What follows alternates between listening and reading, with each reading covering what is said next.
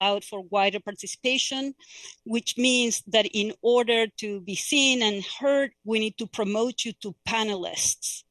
And we're going to do that in the same order you raised your hands. Right. So I don't know how many people you've let in right now. Have you let the people in that want to come in? Everybody is arriving. So to make it fair, I wonder we can lower all hands now at once. 1, 2, 3. Apologies for this is the first time we're doing such a webinar. That's okay. So what we're going to do is we will roll call in, and then I will announce that people will be called in the order that they raise their hand, and that you are running it and not me, so that we can have a larger amount of numbers. And then I will turn it over to you after I remind everybody there'll be 90 minutes and 3 minutes each. All right. So here we go. Let's call this meeting to order. Megan? Megan Harvey here. Lori? Lori Garcia here. Ben? Ben Hersey here. Maren? Aaron Goldstein here. Shannon? Shannon Dunham here. Mayor LaChapelle? Mayor LaChapelle here. And Cindy Kwasinski here. Good evening, and we're going to open up public speak in about a second or two after I make this announcement. Because the numbers are larger, we have the technology administrator for the city of Easthampton running our public speak, and that way we can have a larger capacity. So I will not be letting you in. You will be coming in the order that you raise your hand. We will have 90 minutes total and up to 3 minutes per speaker. So public speak is now open, and I turn it over to you, Karen. Very good. So Kathy, I don't see a last name, but Kathy, you are the first one promoted to panelist. In the transition, you are probably going to see a little transition black screen moment as you are made a panelist. And you may have to unmute yourself. You can also open your video. Good evening. My name is Kathy Wazinski. I live on Overlook Drive in Easthampton.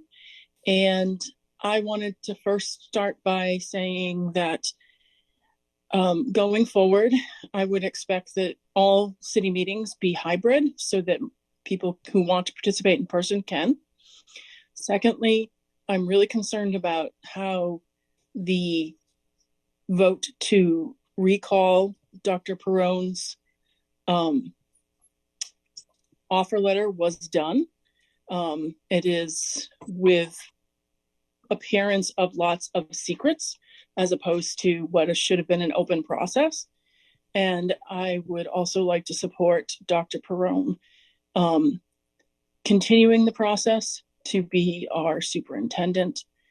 And I hope that going forward, there will be more open process. Thank you.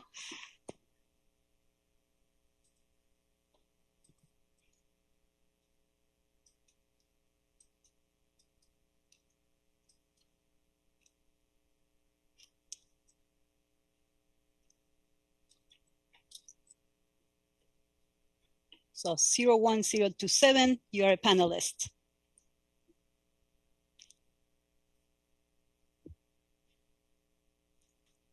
You may have to accept an invitation to become a panelist. It's declined. Let me try one more time in case the technology is failing us. Decline again. So 01027, I'm not sure why we are not able to promote you. One more time. You need to accept. And I see a message here of declined. I'm going to move on and we can come back to you. Joyce.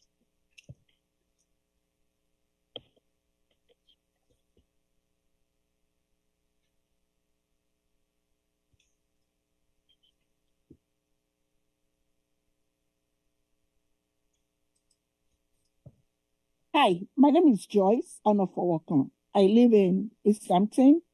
I am very bothered about the way the whole thing went on. First, I just need to make some comments. My first comment is that it was unprofessional of the committee to go to somebody's house at midnight and ask them to make an offer immediately. And my second comment, I'm not sure if the committee is aware of the definition of what is called, what you need to do when you give someone a job. Negotiation is two ways. So I would like the committee to go into the dictionary and look for the meaning of the word negotiation, because I don't think there was a negotiation. My third comment, I'm sorry, Madam Mayor, is to you. Are you ever at City Hall? I have been there so many times. You are never on seat, and I would tell you that I regret my vote for you. A year ago, you made some uncomplimentary remarks. We forgave you, and I believe that Vito Perrone should be recalled. Thank you. I'm done. Thank you very much. Leah, we're going to promote you to panelists.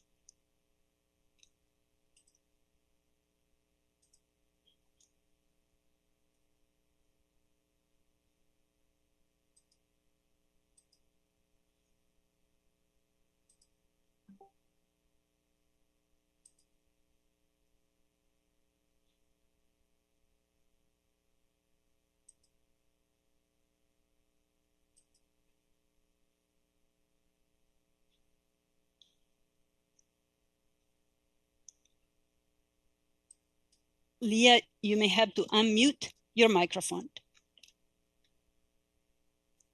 Okay, take two. Hi there. I was one of a handful of parents who attended all 3 parent meet and greets prior to the final interview process. After attending the meet and greets, I quickly sent off an email to school committee appreciating all of the candidates' strengths while also endorsing candidate 2 as my top choice, Dr. Erica Fajinski-Stark. You might be wondering why I didn't endorse Mr. Vito Perrone, Dr. Perrone, prior to him being called for the job or offered the job. During my one-on-one time with each candidate, I felt that the first 2 candidates answered my questions more thoroughly and thoughtful than Dr. Perrone. These questions were about cyber civics and cyberbullying, improving admin-parent communication, addressing our lack of key organizational personnel in central office, and addressing our lack of course offerings in our curricular scope and sequence. For example, missing foreign language and industrial arts or STEM courses in the middle school, advanced algebra in the middle school, coursework that challenges all learners, including accelerated learners at all levels, and keyboarding for kids before they are required to type papers, etc. These are all things I've spent a lot of time advocating for with respect to higher administration and the SC over the past 2 years. While I haven't had positive experiences with all school committee members, others have really stepped up to listen and support me through these concerns when no one within the schools was able to or available to. For example, we completely lack a software IT department, so there isn't much direction in the way of navigating cyberbullying and cyber civics conversations within our current framework. And sometimes we just don't have the money to pay for these positions. Historically, when I brought these concerns forward, school admin often blame their inability to change or improve the agreed upon deficits on our town educational budget or the pandemic, or the collective feeling of overwhelmedness that affects all of us, parents included, which might be reality, but also blame doesn't lend itself to productive solutions for our kids. So I find the overall lack of communication and unwillingness to try new things frustrating. I am looking for a superintendent that sees this and has vision to change a system that is abused. Lastly, I didn't like the rapid nature of this process, and I do not agree with canceling any human being. I've been reflecting on the fact that most parents don't sign up for school committee because it feels crazy stressful. I want you to know you're appreciated, even though this didn't go the way we hoped it went. Thank you. Thank you.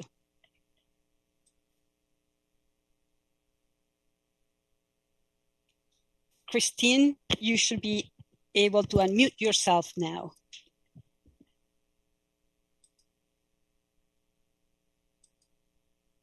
Mute. Thank you. My name is Christine Futia, and I live on Garfield Avenue. I'm speaking today in strong opposition to resuming contract negotiations with Dr. Vito Perrone for the position of superintendent. I have personally been the decision maker for many hiring decisions at a leadership level. Once in a while, after making an offer, new evidence emerges about the chosen individual. And on that basis, a hiring decision may be reversed. This is what happened here, and much more has happened since. We've learned a great deal about Dr. Perrone's fitness for the superintendent position since his offer was withdrawn. First, after his disappointment, Dr. Perrone's first instinct to sue the town he says he loves was contentious, self-focused, and rash. He quickly learned that he did not have a cause of action, but still chose to speak publicly about his desire to sue. What was he thinking? Only hours later, Dr. Perrone went to the press, painting himself as a victim of wokeness, litigating an employment-related grievance in the court of public opinion. Now the names, photographs, and addresses of our committee members have been circulated across the U.S. and around the world under lurid headlines.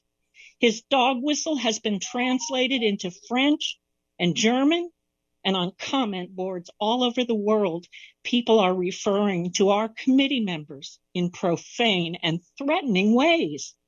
And this was entirely foreseeable.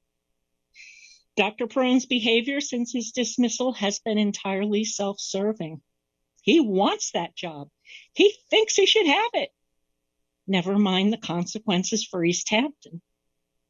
His only rebuke to several days of hate speech in town was, can't we all just get along? Day by day, we watched him ignore the best interests of our community and even his own best interests. I know that Dr. Perrone is a beloved figure for some people here, but a professional doesn't badmouth an employer who chooses not to hire them. They don't allege dirty dealing. They process their difficult feelings in private.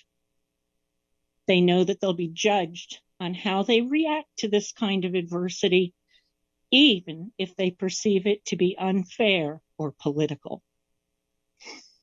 For these reasons, I must conclude that Dr. Perrone is not fit for the position of superintendent in Easthampton.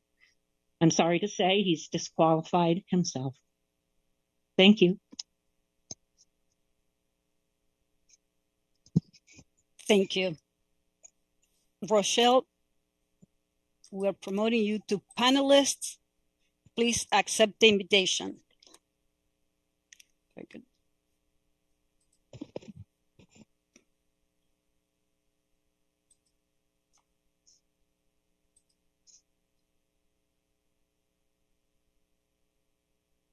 Hello, thank you to the school committee for making this forum available. My name is Rochelle Prunty, and I just want to say that I think I speak for many people in our community that find the level of anger that has risen on this issue disconcerting, both within the community and without. And what I am hoping is that we can come together as a community to reflect on how the choices in our language can really divide us and so bitterly. And I hope that this discussion tonight can help elevate us to enable to rise to the challenge of coming together and work toward a more mutually supportive community environment for everyone. I support the school committee to do their best in their responsibility to hire the very best candidate for this important job. I don't pretend to know who the best candidate is, but whether it's the candidate that I would choose or not, I hope the process of this discussion serves to expand everyone's perspectives, and I trust the committee to come up with the best solution. Thank you. Thank you. Jill, you're being promoted to panelist.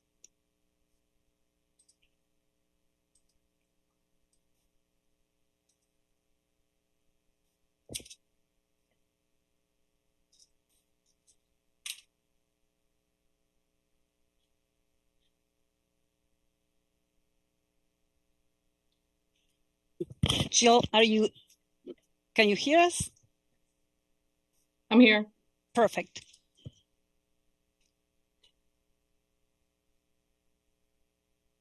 Good evening. My name is Jill Pasquini Torchia, and I am the head of school at Mountain View School. I am also a proud Easthampton resident and a parent of 2 children in our school district. I appreciate the opportunity to address the school committee, and I thank you for your service and commitment to the betterment of our schools. Much of the Commonwealth, the country, and the world had never heard of Easthampton, Massachusetts. Now they have only heard about one thing. I would like to let everyone know a little more than what has recently been reported. Easthampton students impress me on a daily basis with their talents and achievements, acts of kindness, and support of one another. Easthampton students are smart, capable, curious, creative, and resilient. Easthampton staff is a team of distinguished and award-winning professionals with hundreds of years of experience and are trained in the latest, most innovative curricular initiatives available to promote academic success for all of our students. Much of what they do daily goes unrecognized, but is part of their core to give extra support, help, care, and compassion to all of our students. Easthampton staff models respect, acceptance, and empathy, and are committed to diversity, equity, inclusion, and accessibility reflected using both our words and our actions. Most recently, respected members of the Mountain View, Easthampton High School, as well as my leadership team, spent their own time, including many evenings away from their families, in a superintendent search process. They did this work not for monetary compensation, but because they were passionate about being included in a transparent process to vet the next leader of our school district. This process resulted in 3 strong and uniquely qualified candidates to present to the school committee. This was a good problem to have. To have their work dismissed as a result of what has been reported went deeper than you can appreciate, as it brought unnecessary and unwanted attention and pressure to our school community. It also devalued the process, only hurting those who actually are marginalized or victims of misogynistic behavior who need to fight to be heard. Every day we are inundated by distractions: the daily news, politics, images of school violence, the ugly side of social media. We don't need distractions created from within our school community. Please do what is right for the students and staff of Easthampton. Complete the work required of you and return all of our attention. Jill, my apologies. The 3 minutes are up. Okay. To what Thank you. matters, which is the education of our students in a safe and healthy environment. Thank you.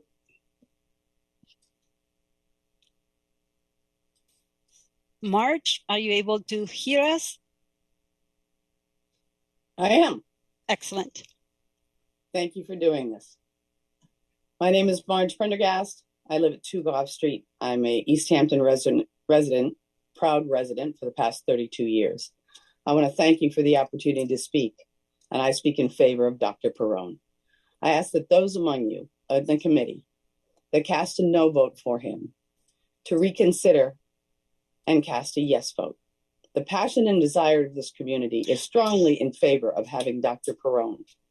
The rally, the meeting, the signs around town, your constituents are speaking in strong support, and we ask you to look at that and listen.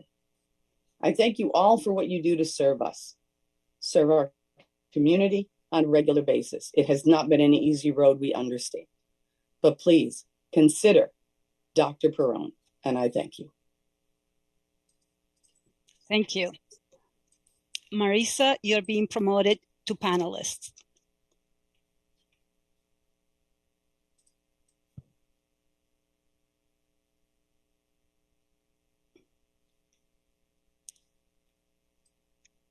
Hello, thank you for the opportunity to speak.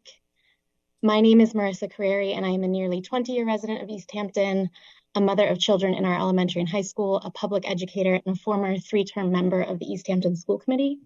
I have friends and former colleagues on this committee, and I make my statement with both regard for them as people and concern for their actions as elected representatives.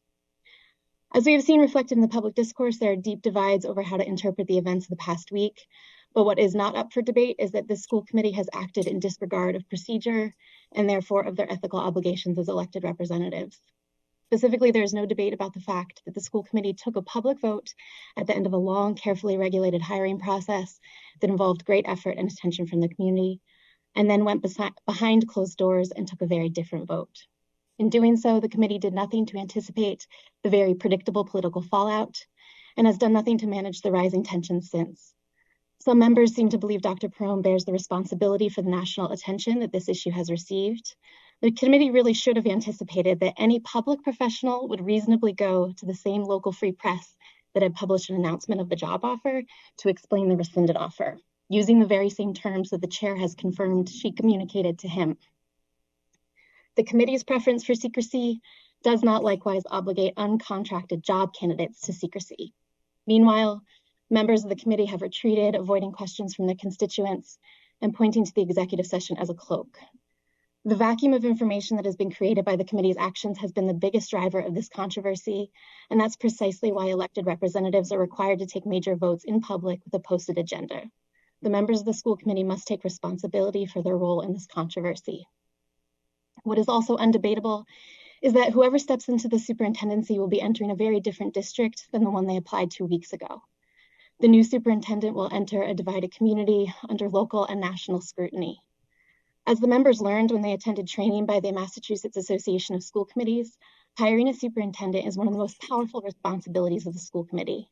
As the managers of this hiring process, members need to take accountability for their role in the crisis it has generated and the long-term effects this will have on Easthampton's reputation as an employer. To be clear, I'm concerned about transparency, integrity, and accountability that support democratic processes. I recognize that people at this meeting, on the committee, and in the audience who do not want Dr. Perrone to become superintendent will celebrate that outcome if it's achieved, regardless of the process that produces that outcome. But I would encourage all of us to pay attention to how we got here. Falsely won victories are temporary, and a culture of corrupted process eventually comes around to harm everyone. I'm concerned that our elected leaders behave as though the votes they take in public are non-binding, that they can go behind closed doors to produce a different vote, that they can ask the community to blindly trust their actions without explanation, that they can disparage ordinary use of the local free press, that they can malign a broad swath of politically diverse constituents. Marisa, unfortunately, the 3 minutes have gone. Thank you. Kira, are you able to hear us? Yes. My name is Kira Henninger, and I live on Maple Street. I do not endorse Vito Perrone for the position of superintendent of Easthampton Public Schools. I initially had reservations about him because according to the Attorney General's report regarding bias and racism at Easthampton High School, between 2012 In 2016, Black students were disciplined at 4 times the rate of white students, and Latinos were disciplined at 3 times that rate. Black and Hispanic students were disciplined more severely than whites for committing similar offenses, including those involving physical contact. Hundreds of pages of incident-level data reviewed in the investigation did not provide a satisfactory explanation for the discrepancies. Dr. Perrone was principal of Easthampton High School from 2009 to 2015. I have significant concerns that Dr. Perrone was the leader of Easthampton High School during the years in which the AG's office found problems with bias and intolerance. Additionally, during his interview, his answers just hit the surface and did not seem reflective of a deep understanding of the important questions you asked. Some examples include his naive response around the complexity of pay negotiations with teachers and staff. It's not just about paying teachers what they deserve, and they deserve a lot. It's about fiscal responsibility. There was no substance to his answer around equity and inclusion, anti-racism, anti-bias curriculum review. He actually didn't answer the question at all regarding curriculum. He just talked about having teams and action plans without speaking to the specific content. He shared that his leadership style is a cheerleader and that he thinks people should just be told they're doing a good job. This was extremely concerning to me. As the leader of a school community, he would absolutely need to hold teachers and staff accountable. This was one of the criticisms of his leadership shared by his current colleagues in West Springfield during the site visit.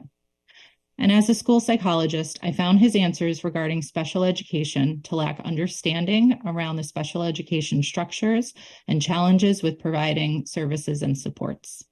Since his job offer was rescinded, my reservations have turned to confidence that I cannot support him for being our next superintendent. He is not acting in a way that is fitting of a leader. I understand that Dr. Perrone is a well-liked individual in the community. However, this does not mean he is the right person for the job of superintendent. Thank you for your time and consideration in this very important matter in our community. Thank you. Deb, you're being promoted. Perfect.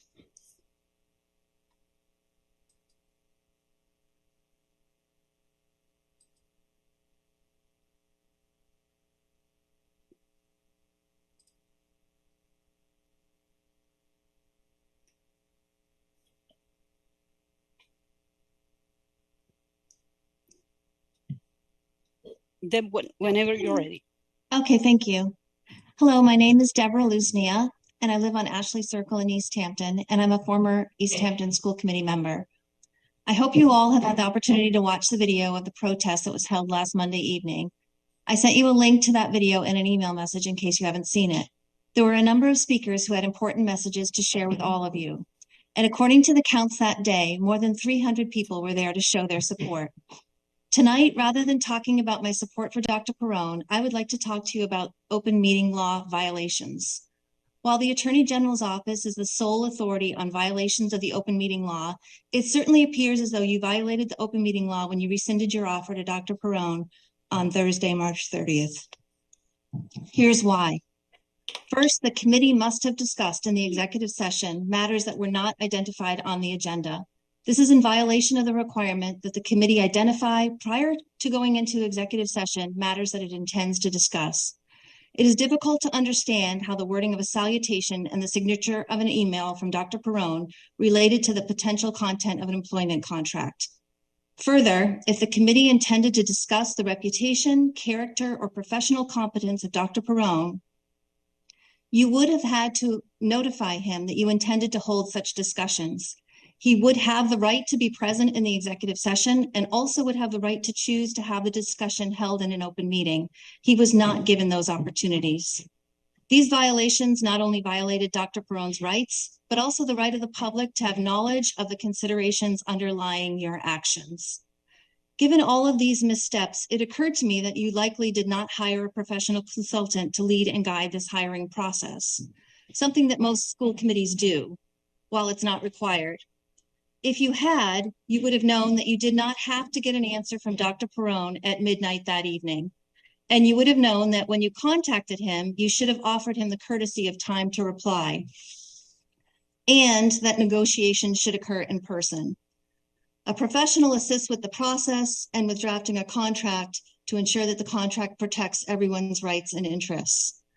I looked back through all the previous meetings and agendas and minutes in search of a discussion around the matter of hiring a consultant and could not find any mention of that discussion. So I'm curious to know, when and how was that decided? And why isn't there any documentation of that decision? Is this potentially another open meeting law concern? I hope at some point the public could have a reply to those questions. Thank you. Thank you, Deb. Linda, you should be able to unmute yourself. Okay. All right. I did, I think. Can you hear me? Yes. All right. Thank you. I just wanted to say I'm a little bit confused why we're having this meeting, because I was under the impression we were going to be talking about who we felt would be the best candidate. But from my understanding of what I have heard, you guys have already offered someone else the position. To me, if that is fact, and I mean, I don't have proof of that, but if that's what happened, if you rescinded Dr. Perrone's offer and now have already offered it to someone else who's accepted it, why are we having this meeting? And why don't we know this information? I think a lot of people would be very upset to find out that this is fact. So that's my question to you, is why we're doing this if you've already done something else, potentially behind our backs as the community. And I am saying, when we do have voting again, I will be running for the school committee. Thank you. Thank you, Deb. I'm Linda. It's all right. Thank you, Linda. Ben, please accept the invitation to become a panelist. You may have to unmute yourself. Can you hear me? Yes. Great, thank you. Hey, I just wanted to take a few minutes to thank, first, my name is Ben Ewing. I live on Briggs Street. I wanted to thank the members of the school committee for the countless hours of service that they've given to our community, both throughout this particular ordeal and throughout all the years past when no controversy has grabbed the attention of the town or the nation the same way that this has. I feel a lot of empathy for the level of vitriol that has been directed at you all. It has been upsetting, to say the least, to see how folks feel it is okay to vent their spleens and just make their rage felt online. And I feel for you all for having to experience that. A bit of constructive feedback as a parent of 2 children in Easthampton Public Schools. I did feel frustrated with the selection process. As you all know, and perhaps members of the public know, there were 3 meet and greet opportunities available to chat with the different candidates for superintendent. It was a little frustrating to have participated in those meet and greets, met some of the candidates, and then later find that the offer had already been extended with no real opportunity for members of the public to weigh in and express their views on the candidates. So that is something that I would encourage you as you move forward to revisit and think through how you might take feedback from the public into consideration as part of this process. And finally, I would echo the thoughts of the extremely articulate woman who came toward the beginning of this discussion, her feelings toward Dr. Perrone. I personally cannot support him after this whole affair. I was completely indifferent to him before it, but given his interaction with the press and the fact that threats and abuse were directed your way, and he did very little, in my personal view, to put an end to it, I don't find him to be someone that I would want running my school district. In conclusion, thank you again. I really appreciate everything you do. Thank you. Andrew, you're being promoted. Apologies.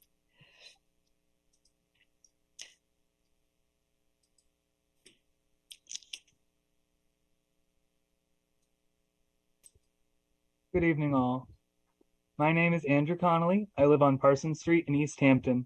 I speak today in support of Dr. Perrone for our school's superintendent because he is a candidate who embodies empathy, responsibility, experience, and a bright future for Easthampton.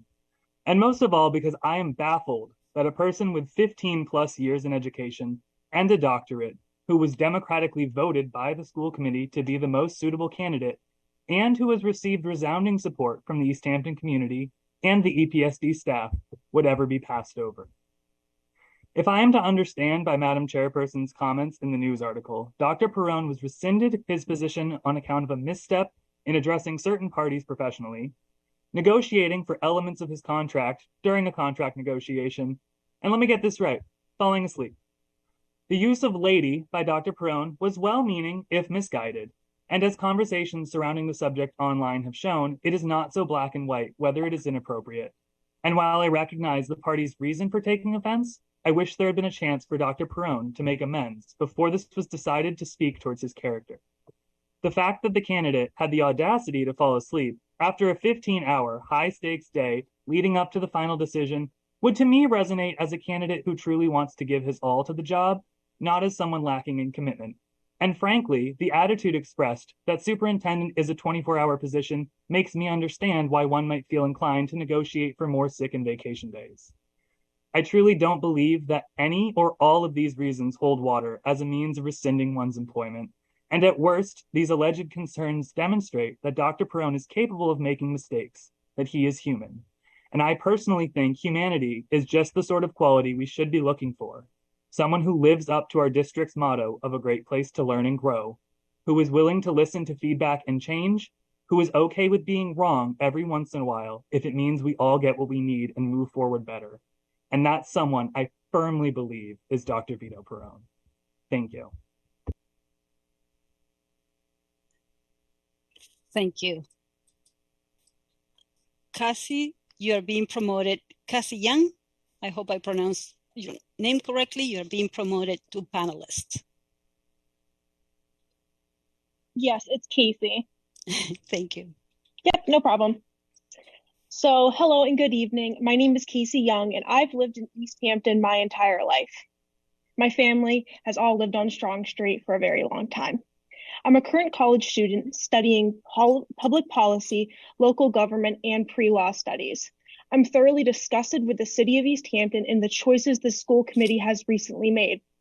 As a now college student, this is the second time in my life I've had to come and voice my concerns in a public meeting going against the Easthampton school system for their failures to make students' lives better. Dr. Perrone is beyond qualified for this position, and his redaction from the town is beyond unprofessional. I am not a part of the hiring process, nor do I know all the facts about the other candidates, but being that Dr. Perrone has received so much support outside of the school committee means something. Elected representatives are responsible for understanding and supporting its citizens' opinions, and in order to maintain democracy, a fair and equal vote is necessary. Transparency is everything, and the Easthampton School Committee and City is lacking that. As a student who was forced to leave the Easthampton school system at the age of 12 because of severe bullying, I would not recommend anyone to this district knowing the state of the local government and schools. When I left the district in 2012, I have not noticed many changes. Dr. Perrone would bring positivity, diversity, and experience back into the Easthampton school systems, which is necessary at this time. If Dr. Perrone was given the opportunity to get this position, I would be more likely to support the Easthampton school system, knowingly that it's being in good hands with a reliable educator running the school. I yield my time. Thank you. Julie, you're being promoted to panelist.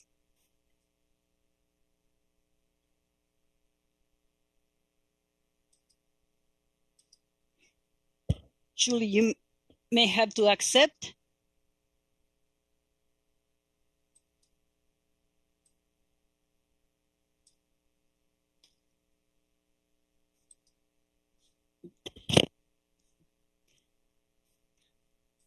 Julie, are you able to hear us?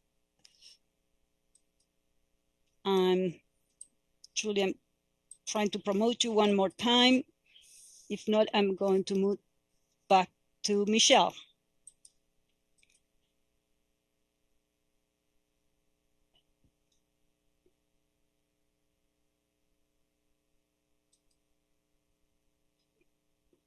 Good evening. My name is Michelle Connolly, and I live on Parsons Street in Easthampton.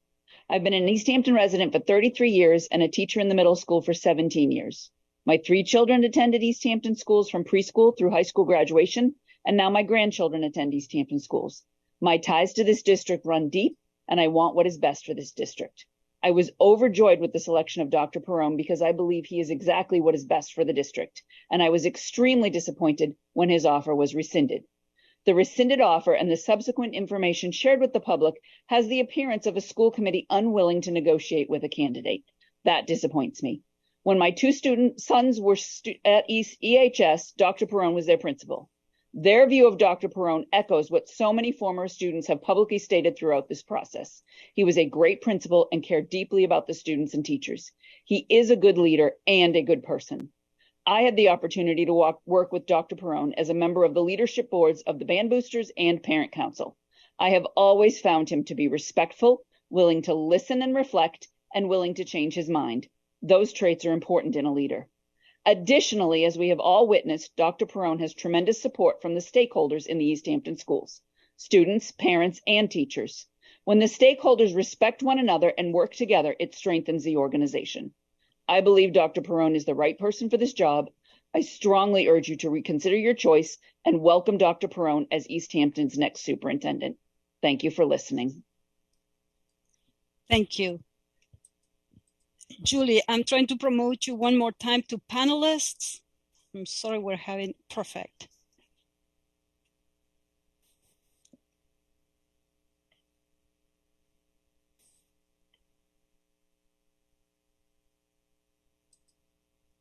Julie, you are muted, but you are now a panelist.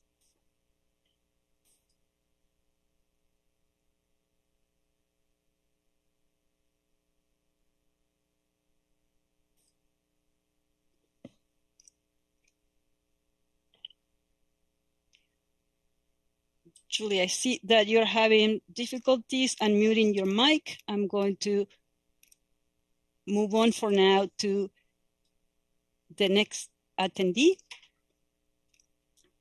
Allison. I'm going to promote you to panelists.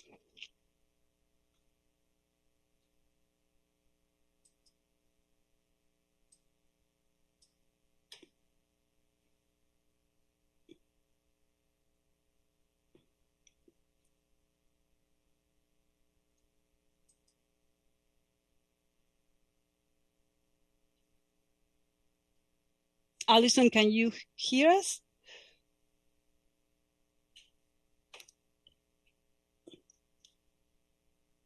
You're also muted.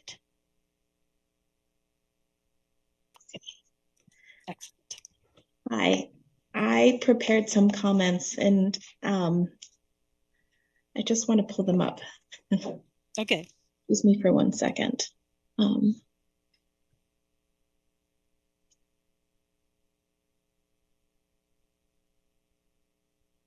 I'm so sorry. Julie, okay. Okay, here are my comments. I'm here today to speak up on behalf of the concepts of mutual respect, decency, and compassion. I'm here today to speak up for civil discourse, for civil online discussion and debate, which is the hallmark of an engaged community. I'm here today to speak up on behalf of our civil servants, those folks who dedicate significant personal time and energy on behalf of our community, including our elected public school committee members. Part of the job description of any public official is active and open dialogue with their community constituents. It is expected, of course, when they agree to serve, that there will be disagreement.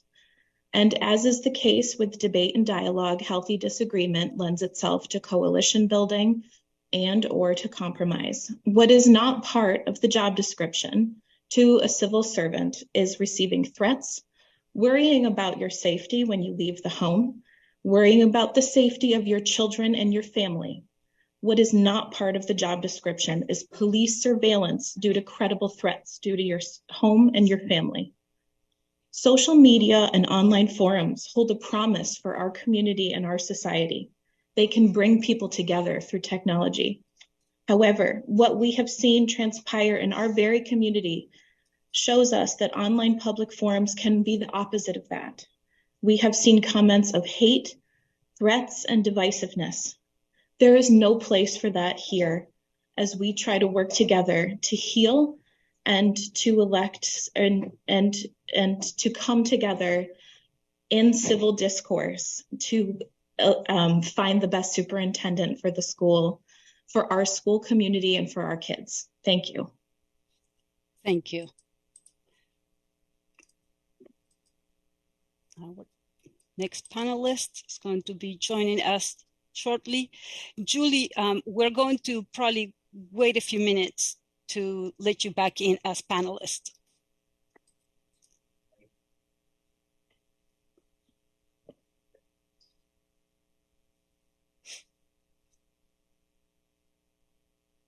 Whenever you're ready.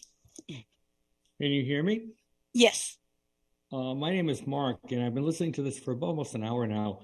And while there's an element of what I'll call a newsletter here with pro and anti Dr. Perrone, and I can't comment either way, I would ask you to go back to the earlier comments of specifically Marissa and Deb, because they came back to the issue of transparency, the issue of openness, the issue of letting people know what's going on behind closed doors without being clandestine.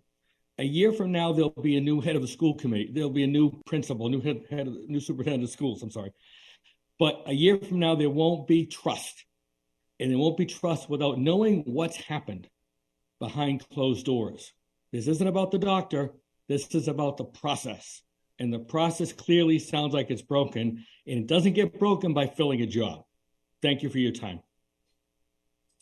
Thank you.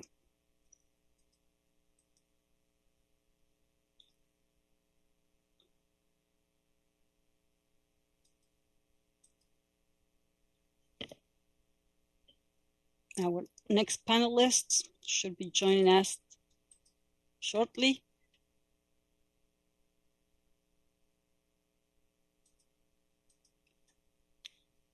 Sophia, I'm moving on to you because there is no we are, yes, there is a little delay.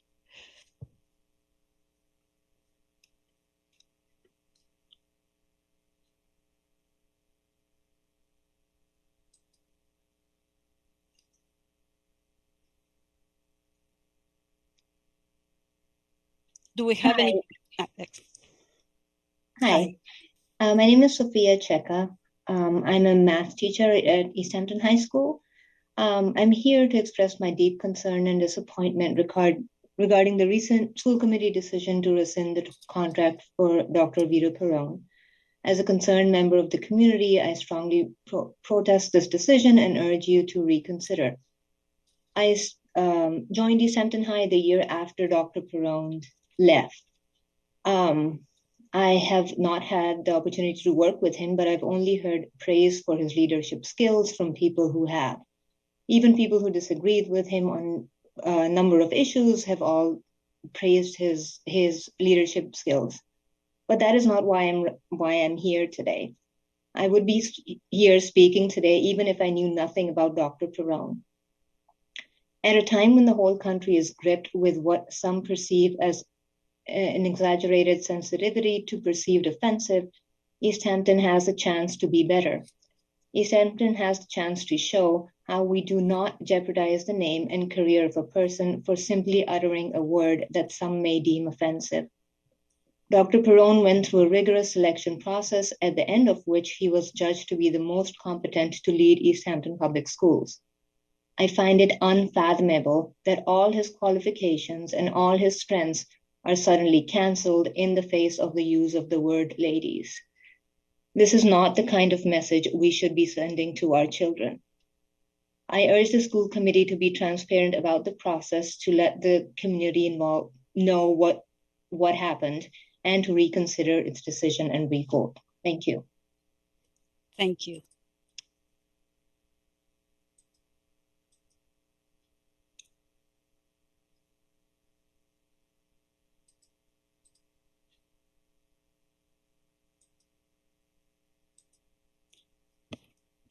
There is a little delay on panelists being promoted to panelists.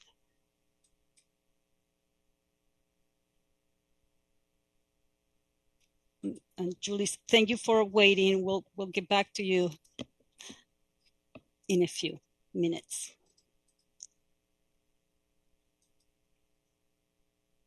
Very good. Can you hear us?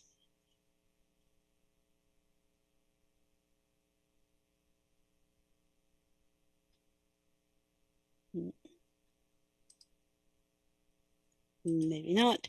We're moving to Matt. As a panelist, you may have to accept the invitation and unmute yourself. And we're going to go back to those panelists where we had technical difficulties. You all set? Yes. Hi, my name is Matthew Rist. I've been an Easthampton resident for 41 years since I was born. My dad has been in the city council since it started. I just want to interject that you are elected officials, and what you do is voluntary. And I just want to say thank you for what you've done. I mean, for what you do as an elected official. I know how hard it is by seeing my father get very worked up very times because of the work he does. And it is ridiculous that you're getting threats of violence for doing what you thought was right. And I know it's so much more besides just the word ladies is why he was not to be. There's more behind it than just that. So I know that. And I just want to say that I appreciate the work that you do. And however this comes to be, we need to heal as a community and realize that how we act as a community is seen all over the world now. And if this is how we're going to be, no one's going to want to be here. Threatening our school committees because of what they did, that's not how we act. That's not who we are, and that's not how we want to be as a human being. And for that, I yield my time because I can't. Thank you. Thank you.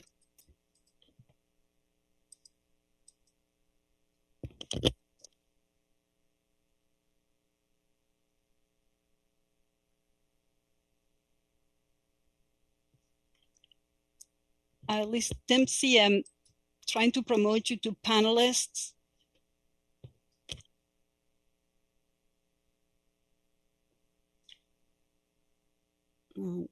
Because of the delay, here you are, perfect. Declined.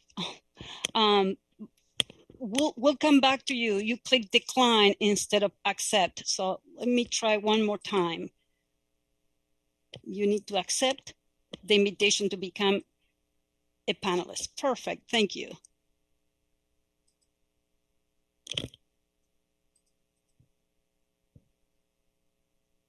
Can you hear me? Yes, very well. Okay. Good evening. Thank you for letting me speak. My name is Elise Dempsey. I'm a resident teacher and parent here in Easthampton. And I wanted to speak today as a community member who is confused, disheartened, and really looking for transparency. I feel like my trust has been broken. I've been an educator here in Easthampton for the better part of a decade and I advocate for my students, but for the most part, stay in my lane and follow the directions and decisions made by administration and the school committee, even when I don't agree. But this is different. I trusted the process. I went to the meet and greets. I watched and attended interviews. I really would have been okay with whichever candidate was chosen. I feel that the rescinding of the superintendency offer to Dr. Perrone and the lack of transparency from the committee is a huge mistake, and I'm hoping to learn why they would do such a thing. From the information I do have, it doesn't sit well. I was there present on the day that the committee had their discussions and deliberations. I was surprised and saddened when members of the committee said unkind things towards those voting in favor of Dr. Perrone, akin to this isn't a popularity contest. And when those individuals were called out on that kind of language, they expressed that it wasn't their intent to insult, and their apologies were accepted. And I'm not understanding why Dr. Perrone was not afforded the same courtesy. Now, going back to that popularity contest comment for a moment, I'm looking for the school committee to also address how it's a bad thing that he is well received by students, teachers, and a large portion of the community, as shown by a number of surveys, personal stories that have been shared. During the post-interview discussion, one of the arguments in favor of another candidate was that the committee had received an influx of positive emails in their favor. However, with the decision being made right after Dr. Perrone's interview, he wasn't afforded the same kind of time for the community to respond. This, paired with police going to his home in the middle of the night, may lead one to wonder if the committee wanted him to accept the offer at all. And then there's the perceived microaggression. I'm here tonight in hopes that you can shed light on this. I want to understand and move forward in a positive way. And my last remark is nothing personal against the other candidates, but if the decision stands after tonight not to offer Dr. Perrone the superintendency, and then it's offered to another candidate, this would be even more upsetting than the rescinding of the offer itself for the implications that it holds. I implore the committee to think of this and keep it in mind as they make their decisions going forward. Thank you so much for your time. Thank you. Julie, thank you for waiting. Thank you for being so patient. You nailed it. Hey, you did it. Okay. Calm down. It's okay. Take a deep breath. Okay. Yeah, we can hear you very well.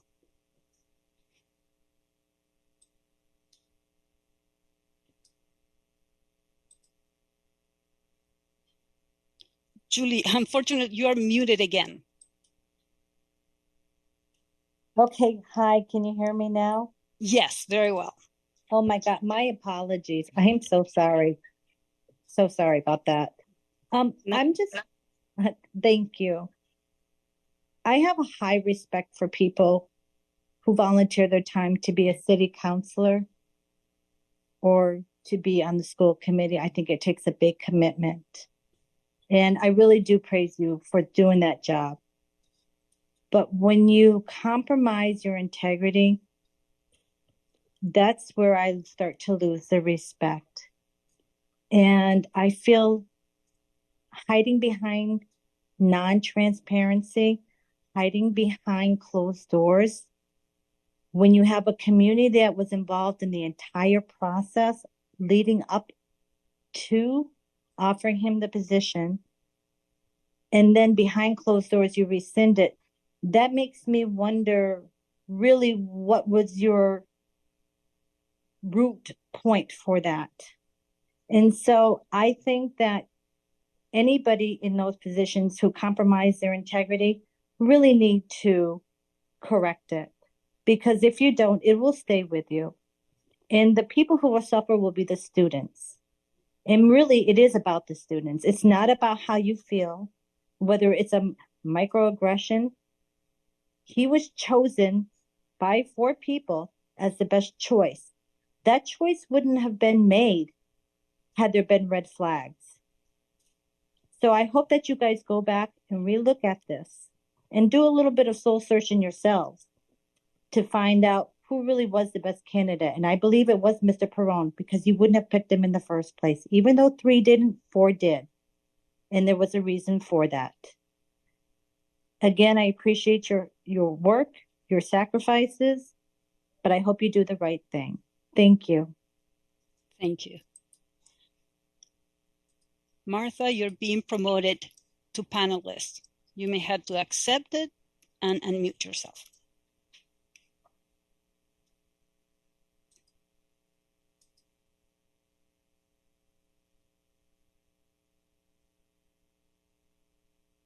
Good evening, and thank you so much for recognizing me to speak. My name is Martha McCullough. I'm a resident of Easthampton and live on Ashley Circle. And I do want Dr. Perrone to be our next superintendent. I've written to you to express that. And I would like you to consider reinstating his offer and then work together with him to clear the air and negotiate with cooperation and respect. I understand that misunderstandings happen, and I would hope that we can get past this and apologize and accept his apology. We as a community need to work together to learn and grow with humility and grace. I wish you all the best this evening and thank each of you for serving on the school committee.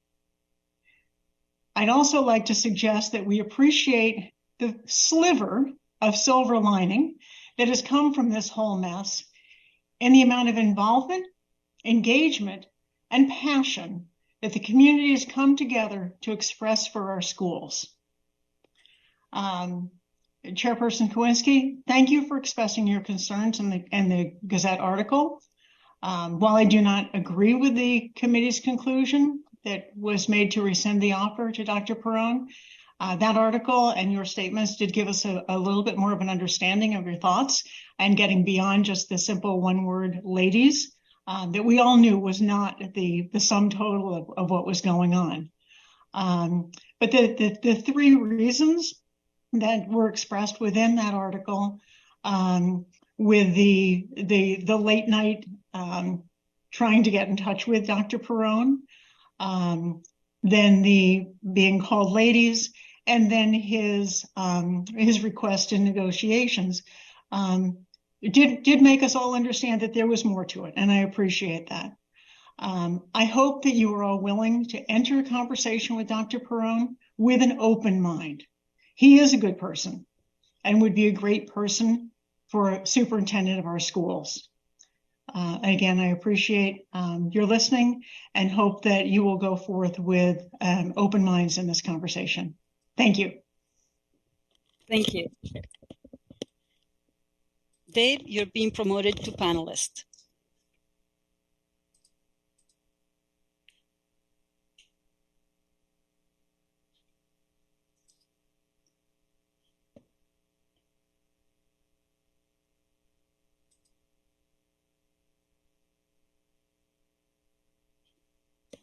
Good evening.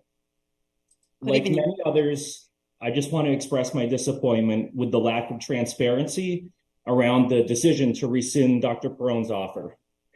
One thing that I hope the committee addresses tonight is why the initial vote for the superintendent position was made in a public meeting, but the vote to rescind the offer was made in executive session. And I believe it's due to that decision that this city has been left wanting answers on this matter for over a week now. And I believe that the faith in this committee for many people has been lost because of that. Now, arguably, and even more importantly, in my opinion, I just want to express my biggest fear with this situation. I fear that the school committee is going to take the easiest way out and potentially vote on the second best candidate. In my opinion, it was made very clear during the March 23rd meeting that the majority of the committee did not have faith in the abilities of Dr. Stark to lead our district's school system. I will be completely honest with you. I am not for Dr. Perrone or Dr. Stark. I have never met either of them. I didn't even know their names up until a couple months ago. So this is not me advocating for one over the other, my fear is that we are potentially going to get the second best choice. And I think it's extremely important for the residents of the city to either hear for the first time or be reminded of some of the comments that were made, mainly by the mayor on the meeting of the 23rd. When it comes to Dr. Stark, some of the quotes that were made during that meeting were, "I have concerns with Dr. Stark's answers because they weren't realistic. I'd rather invest in somebody with other skills that nobody else has. For the strengths that I like in Dr. Stark, we already have them." And a big quote was, "I do not see Dr. Stark ready to reach or cross that emotional or intellectual bridge." That's huge. That's very telling. Some of the quotes for Dr. Perrone that caught me off guard were that early local support made the mayor irritated. And why the residents of your city rallying behind one candidate, I can't understand why that would irritate somebody. She also said, "He checked the boxes for me. I didn't think it would go that way."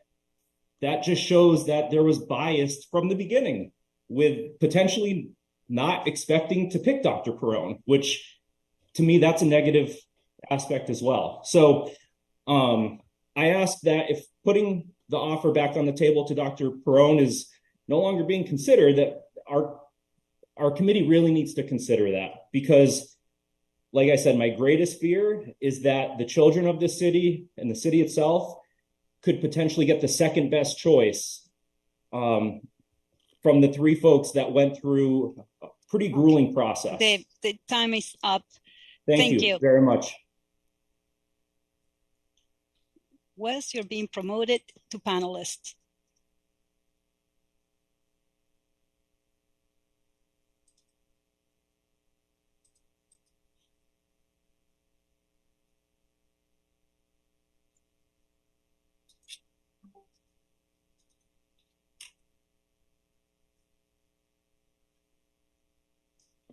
You have to unmute yourself.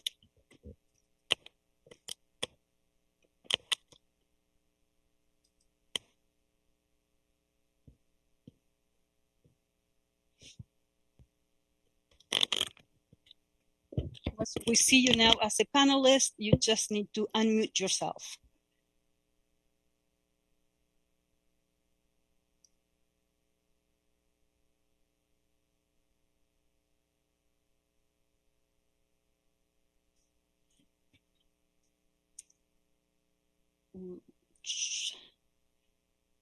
I'm not sure what to do, but probably I'm going to move to the next panelist.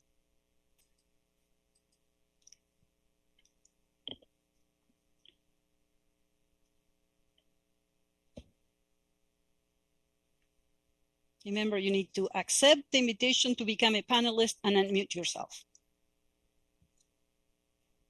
Hi, can you hear me? Yes, very well. Hi, my name is Kurt Zellin. I live in Easthampton. I've lived here for almost 20 years. I think some of the areas that I would like to focus on have already been covered, mostly in the lack of transparency, the process in terms of making a decision and then revoking it quickly soon after, which seems to diminish a lot of confidence and trust in actually the whole process in itself. But I also feel like over the last few years, this is sort of indicative of a pattern by which a large section of the voices of the city are really overpowered by a small and very vocal minority of people who it feels like trying to implement their will on the entire education system. And that sort of drowns out all the other perspectives. I would just say it's particularly particularly concerning that a candidate that has the strong support of the people who are in the buildings doing the work is completely disregarded. And that is all. Thank you. Thank you very much. At this point, we don't have any other panelists on the waiting list.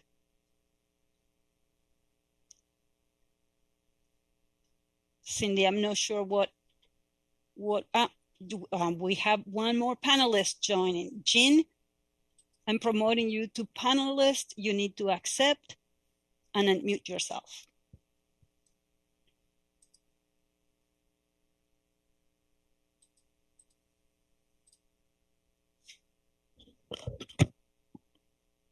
Hello? Hi, can you hear me? Very well. Great, thank you. Thank you to everyone here. Thank you for the school committee. I appreciate your time, your energy, your sacrifice to do this job. I know it must not be easy, especially at a time like this. My name is Jean Powell Wilson. I'm a PhD in clinical psychology. I have been a resident for almost 25 years in this town. My two young adult children attended Easthampton High School, and I had a brief interaction with Principal Vito Perrone at the time, and also with Meredith Belize. My son had been homeschooled for about 15 years and transitioned to Whitebrook Middle School, and we had a brief conversation whether he should attend the math class at the high school. I was well received by Principal Perrone at the time, Dr. Perrone, and he was very positive and encouraging. I just wanted to say that he was able to just be such a positive force in my son's life. And he attended 2014 through 2018 and graduated at the top of his class. And he has, my child is both biracial, half Asian, half white, and has always done well. And I'm just very appreciative of that. So I just hope that the school committee just makes the best decision going forward. And thank you. Just please be transparent about the process.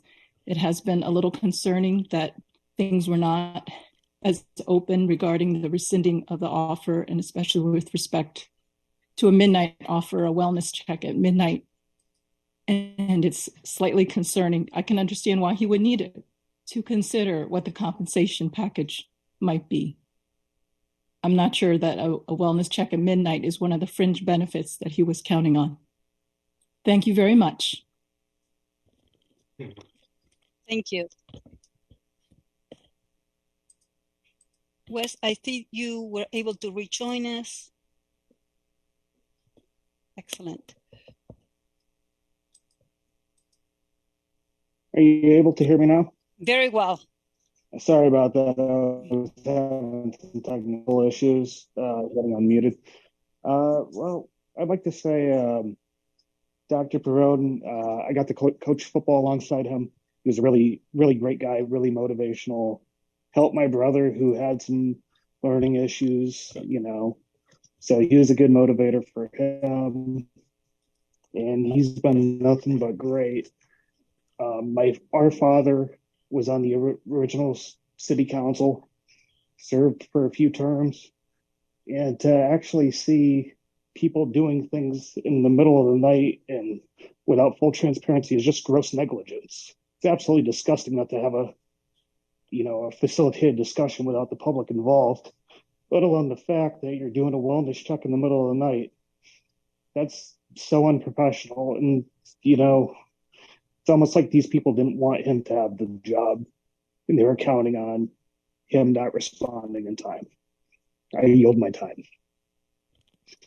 Thank you. 01027, you were before and we have technical difficulties, so I'm inviting you right now to be our panelist.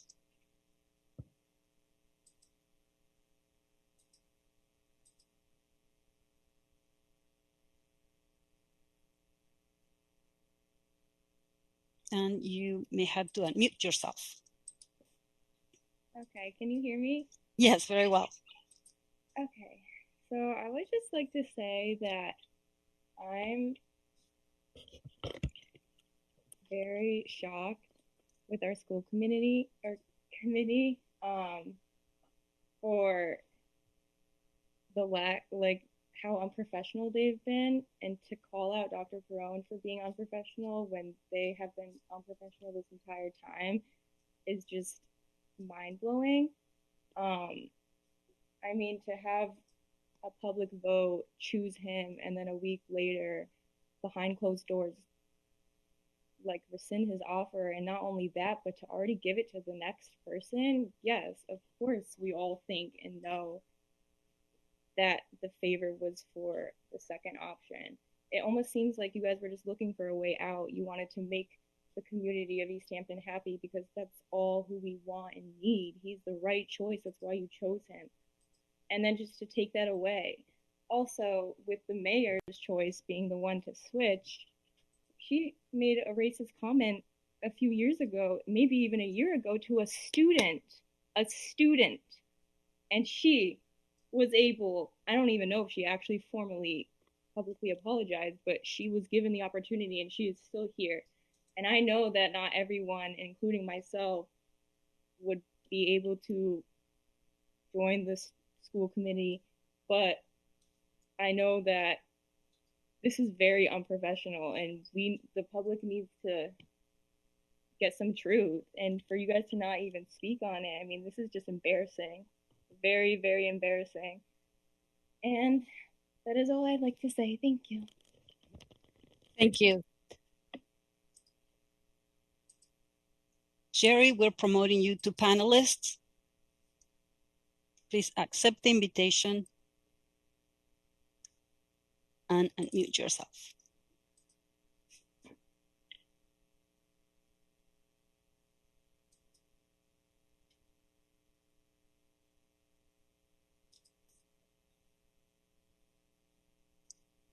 Jerry, we can hear you now.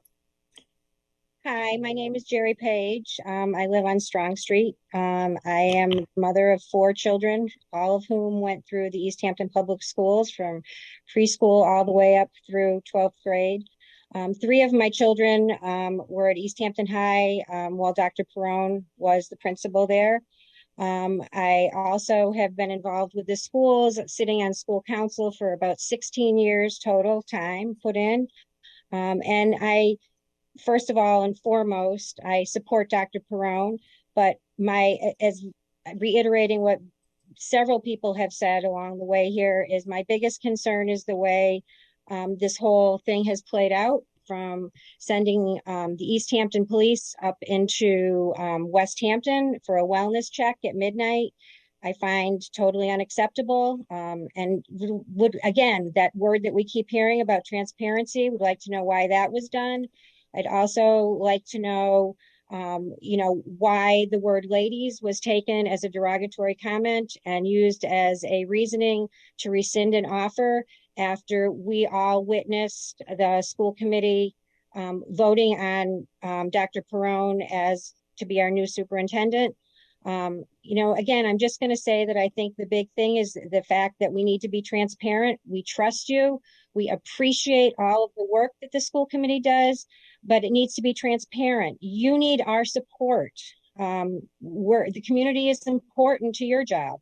And in order for us to support you, we need to know that we're hearing the truth. We need to know that everything that you're doing is above board. Even if you're doing it behind closed doors, we need to know why you're doing it behind closed doors. We have the right. We put you in those positions. I've heard a lot of people say that people need to step up then and become involved. And I agree. I absolutely agree. And that's why for many years, I've put a lot of time into our town and now our city.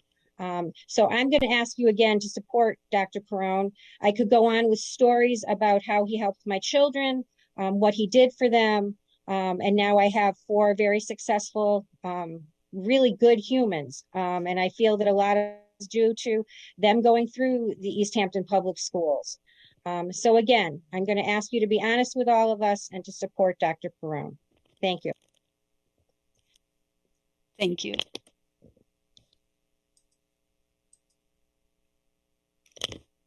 Lucette Guzman, you're being promoted. Remember to unmute yourself. Hi, my name is Lucette Guzman Romano. My husband and I just purchased here last November. So we're newer to the community. And I echo a lot of the sort of concerns that have already been shared. And really just was concerned about, transparency and this hiring process and a couple bad calls that we think were made. But I'm really heartened by hearing all the voices of the local residents who share similar views as we do. And I just would like to know from the school committee, I know a lot of us are sharing kind of like what our general thoughts are. I really would like to know what specifically are going to be the action steps that are taken to sort of rebuild public trust in this process and make it so whoever is chosen ultimately as superintendent, is able to sort of have a successful onboarding process and relationship, with students and also with the community. Thank you. Thank you very much. Carrie, you're being promoted to panelist.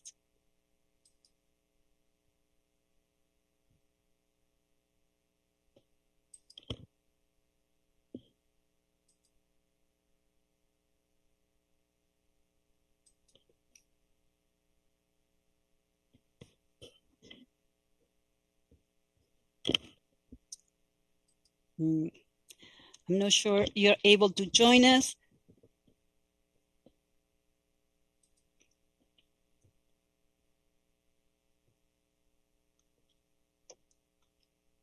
Hi, good evening, and thank you so much for having this forum tonight and giving us a chance to express our opinion. My name is Carrie Damon. I live on 14 Bayberry Drive. I have 4 children in the district, twins who just graduated last year. I want to echo the comments of Marissa and Deb that we need to have a better understanding of the process that took place here. I'm proud to say, going through the Easthampton School District, my children are able to critically think. They question processes and procedures. And this doesn't make sense as a parent in this district without understanding more of the procedures that went on behind closed doors, if you will. So I'm really looking forward to hearing some further explanation on this. I feel like the decision was made and endorsed by the school committee. And I want to extend my support for the first choice of Dr. Perrone as well. Thank you very much for your time. Thank you.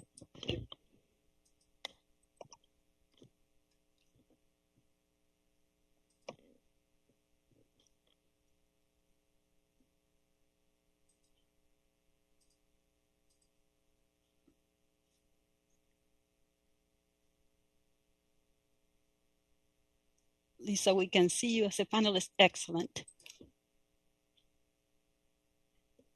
I'm trying to get, can you hear me? Yes, very well. Oh, great. I'm trying to get my camera to work because I really think it's important to see each other. I think that is extremely, and I can't, and I apologize. Anyway, I'll try to do that as I speak. I have my kids running around behind me, but so thanks for listening. I have nothing eloquent to prepared. I attend a lot of school committee meetings. And, I really feel that the most important part of a child's schooling is parental involvement, and community involvement. So, attending these meetings to me is just vitally important. I would like to start with just really hoping that our town and city reconsiders a hybrid portion, or at least in person. I'm a nurse practitioner in the community, and my gosh, I've been seeing patients in person for, the last 2 years. I really think it's time that we open up and see our amazing faces as a community. I think that's important. To rescind Dr. Perrone behind doors, it was wrong. I feel it's wrong that we're still behind closed doors right now. I'm staring at a yellow screen. I would love to see your faces. I would love to have that human interaction. So just something to consider in the future. As I said, I attend a lot of the school committee meetings. I think, we need to be involved in our child's schooling. And we need to come together as a community, and doing these in Zoom continuously is just incredibly exhausting. That's sort of another note, but again, true transparency. I'm preaching to the choir. I think a lot of us in this community just really are asking you to reconsider the offer to Dr. Perrone. Clearly, he is a great candidate. I have heard from many people in the community, former students, current teachers. I hail from Northampton. I moved here because I like this community better. I think we have an awesome community. Let's continue to make it that way for our children. Let's hire people based on their criteria and not behind closed doors because of how you feel about someone. I just think that's really concerning. And someone else earlier mentioned, having a second candidate. I agree. I want the best candidate for our children, not second, not third, the best. Let's learn from this. Just like Dr. Perrone said, let's learn from this. Let's come together because that's what he wants. And that's what we all want as a community. Thank you so much for your time. Have a great night. Thank you. Patty, you are being promoted to panelist.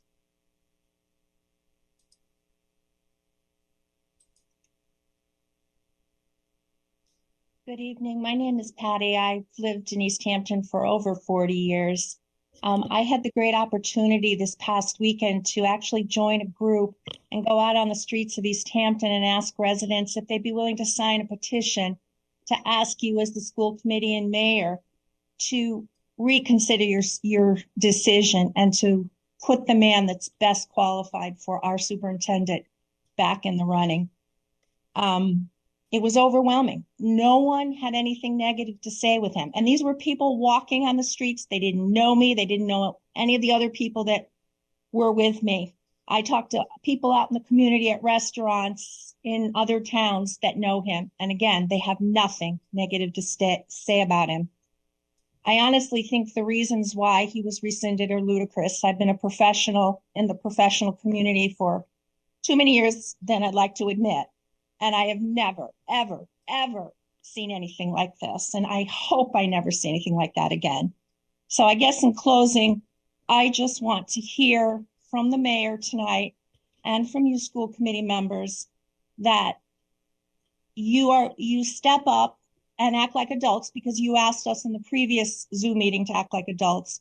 And I think we have shown that we can do that. So I'm imploring and asking you that you all step up as adults and please reconsider and apologize to us as a community and also apologize to Dr. Perrone. Give him that opportunity to accept this position again and make this a teaching moment. Show us how we can all learn from all this disastrous event and learn, go forward, and please, please do what's right tonight and please start to heal this city. Thank you for your time. Thank you. Tracy, you're being promoted to panelists.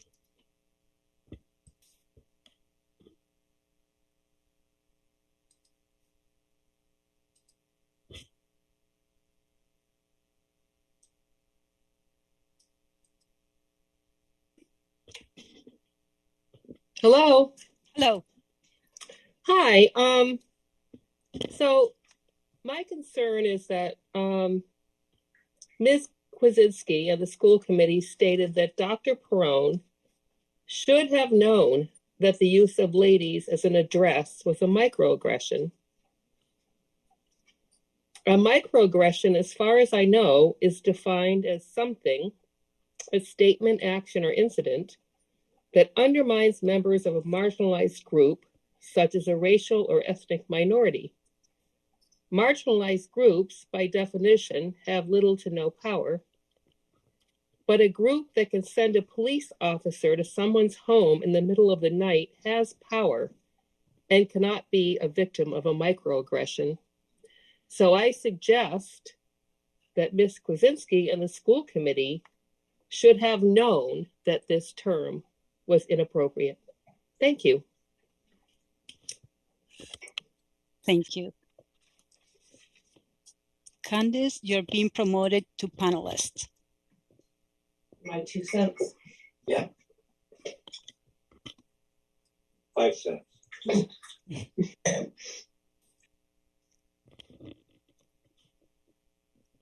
Good evening. My name is Candice Tauscher. I have had 6 children in Easthampton schools. 4 are children of color.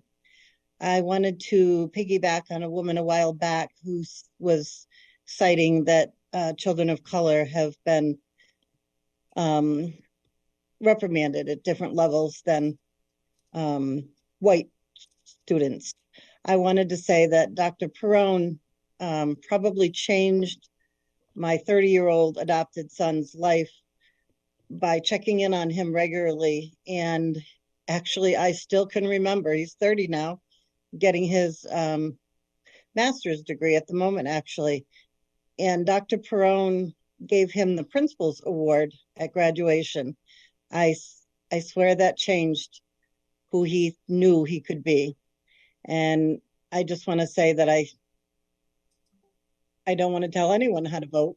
I just wanted to give that piece of information, as that perhaps what was said before was, I'm not sure what I want to say about what was said before, but I just wanted to say that he was really very good to my oldest adopted child. Thank you. Thank you. Russell, you're being promoted to panelist.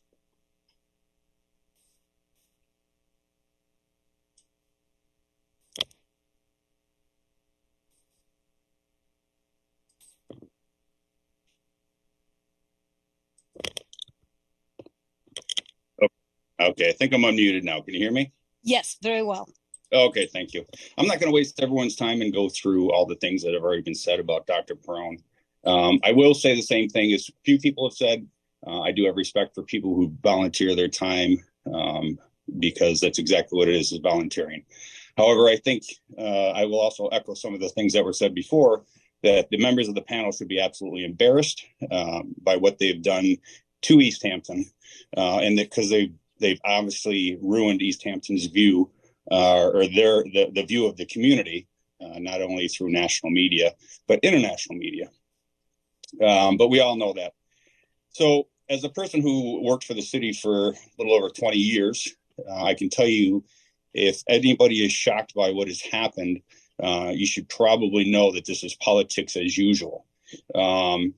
Offering to make this whole thing sound like it was going to be something different to Dr. Perrone, which if you read the article and hear what he is saying and what he said about that whole thing, is that the school committee and the mayor said that they would make it sound like it was failed negotiations, which in fact was not failed negotiations.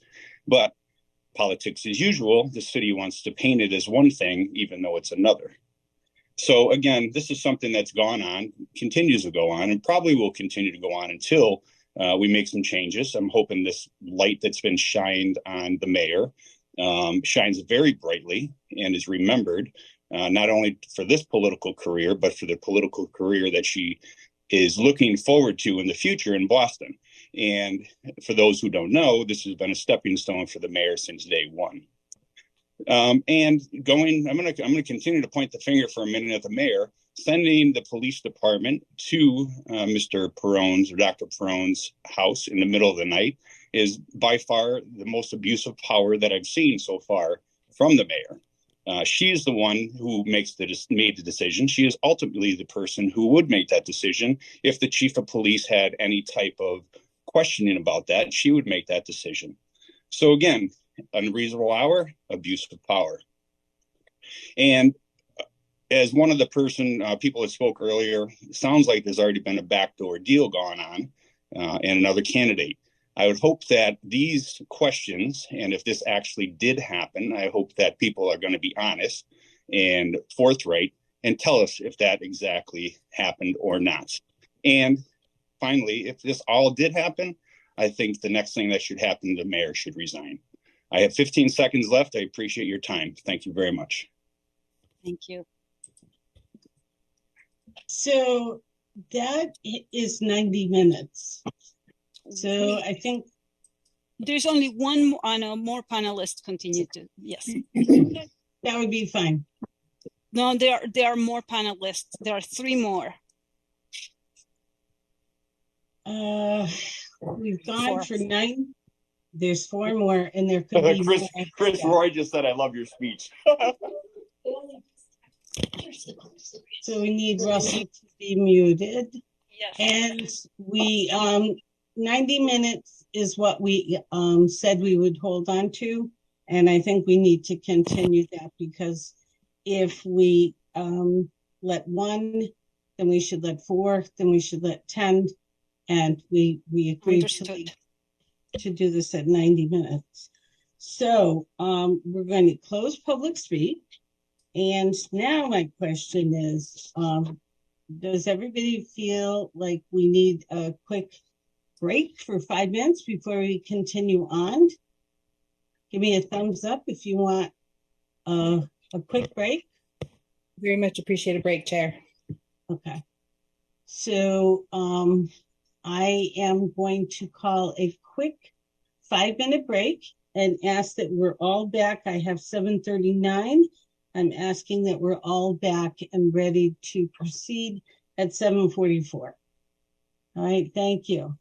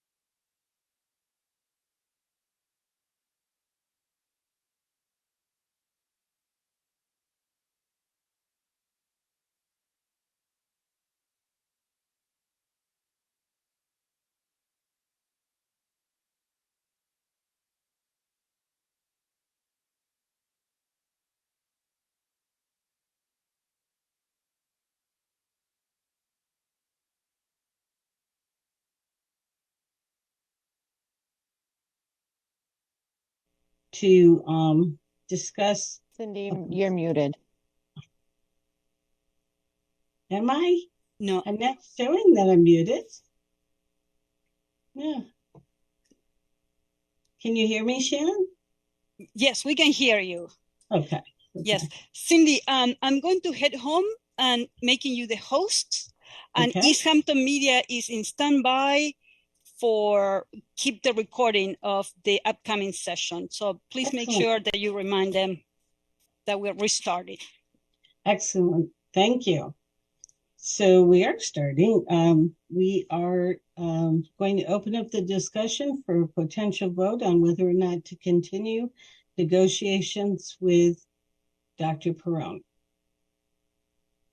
So would anybody like to speak first? Lori?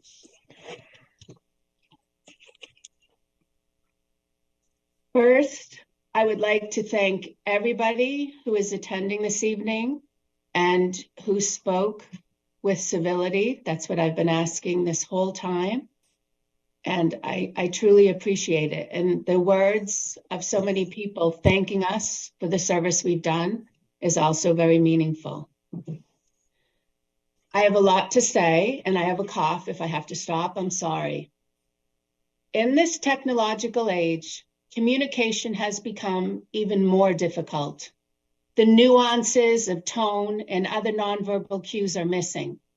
We hit send and do not realize the negative implications that can follow, which often are the result of the lack of face-to-face human interaction during in-person communication. People post, tweet, and text in a millisecond, and the results can be devastating. An individual's integrity can be destroyed, careers shattered, and even worse, people fear for their safety. The breakdown of communication occurred that evening of March 23rd when we tried to reach Dr. Perrone. It is true we tried calling cell phones, texting, email, and even the old-fashioned landline. Considering our chair had said there would be an answer that evening, some on the committee thought he should have been waiting by the phone. At this point, it was around 11:30 p.m. If anyone has ever experienced a full day of back-to-back meetings where you have to be at your best, which is then followed by 2 hours of rigorous questioning, you can understand how you would collapse from exhaustion and expect the call just wasn't coming that evening. I have also asked if the other two candidates remained awake all evening, for they never got a call to the next day.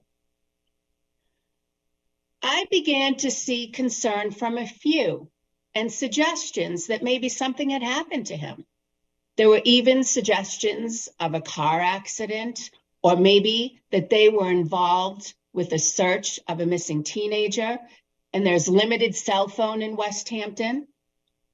I offer all of these details because the decision to send an officer for a wellness check was in no way done maliciously.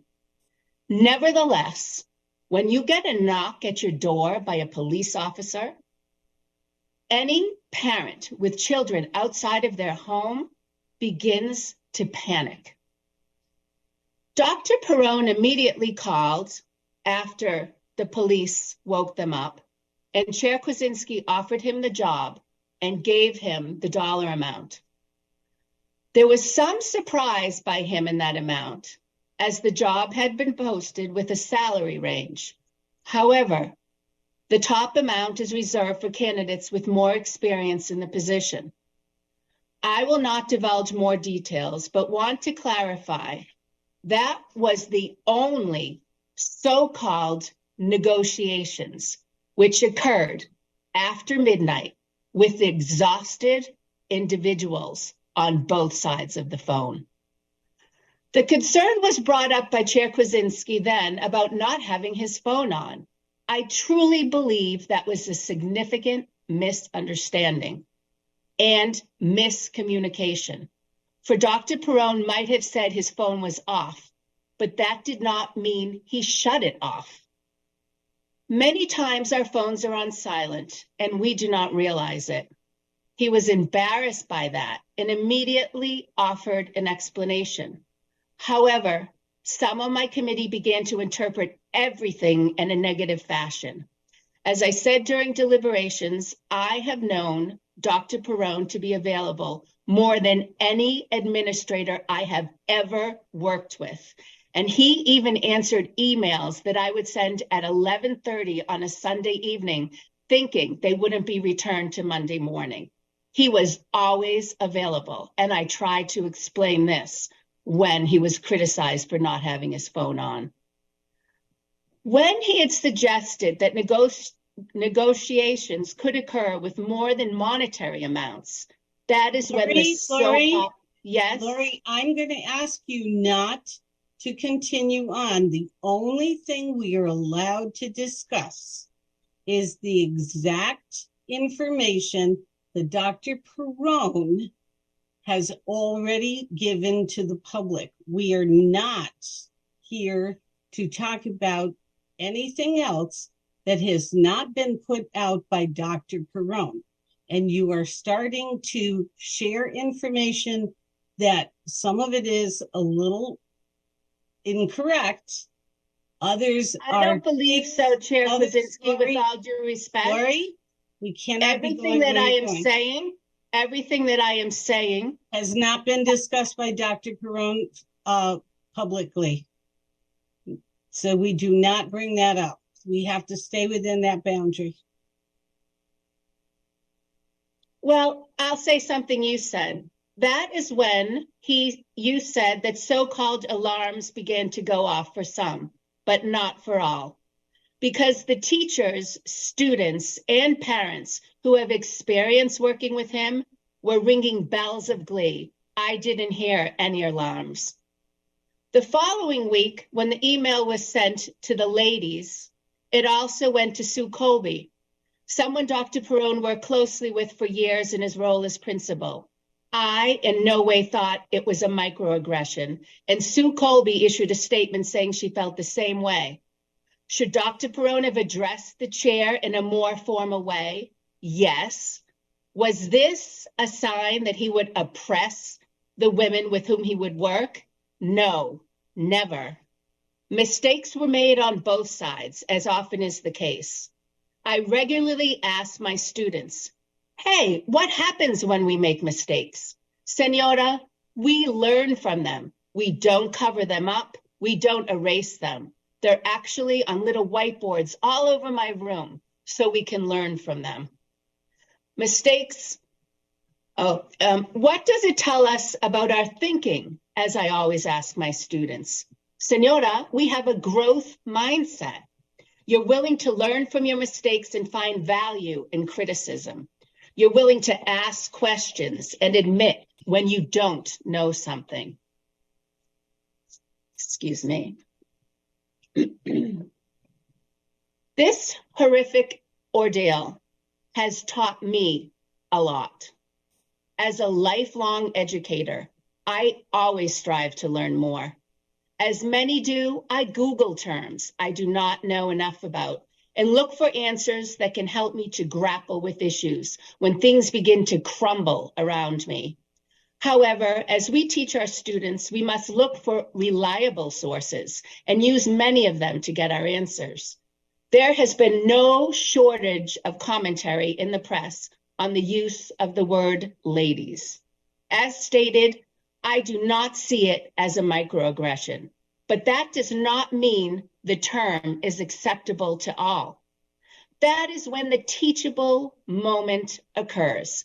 And Dr. Perrone stated very clearly that he was sorry and he would use a growth mindset and learn from a conversation. Unfortunately, there was no opportunity to do so, for he was immediately canceled. I use this inflammatory word with care, for I did my research, and I truly believe this experience has provided many on both sides of the spectrum to cancel parties on both sides. Psychology Today offers a plethora of descriptions for this phenomenon. And I quote, and please excuse this PhD if I am mispronouncing their name, Uptal Dolakia, titled The Science Behind Behavior. Canceling is an individual's volitional act of publicly rejecting and actively pursuing harm against a perceived transgressor. The canceler experiences strong negative emotions such as outrage, disgust, fear, and anger in response to the transgression. This results in an active and public rejection response, including calling them out, along with other punitive, socially visible actions of varying degrees, getting them fired, shaming them, ruining their reputation, etc.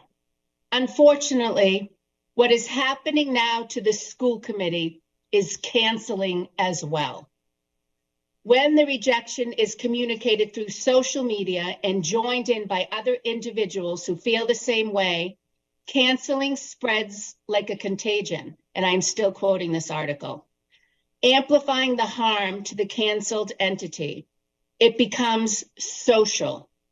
Instead of one person, a group now seeks punitive action against the canceled entity. The school committee has worked tirelessly for years to provide the best education for the children of this community and to support the educators, which was especially an astronomical effort during the throes of the pandemic. We have worked hard to make the district feel more inclusive as an increasingly diverse student body fills our beautiful new schools. Unfortunately, all the good work can be erased, canceled by this event, and recall papers have been taken out for the whole committee without even hearing the reasoning for the decisions of the individuals. I can repeat something I said, excuse me, I just need to have some more water. I can repeat something I said to the chair, as it is not veiled by any executive session. If that email from Dr. Perrone had not been sent, I believe we would have a contract signed. She replied, probably.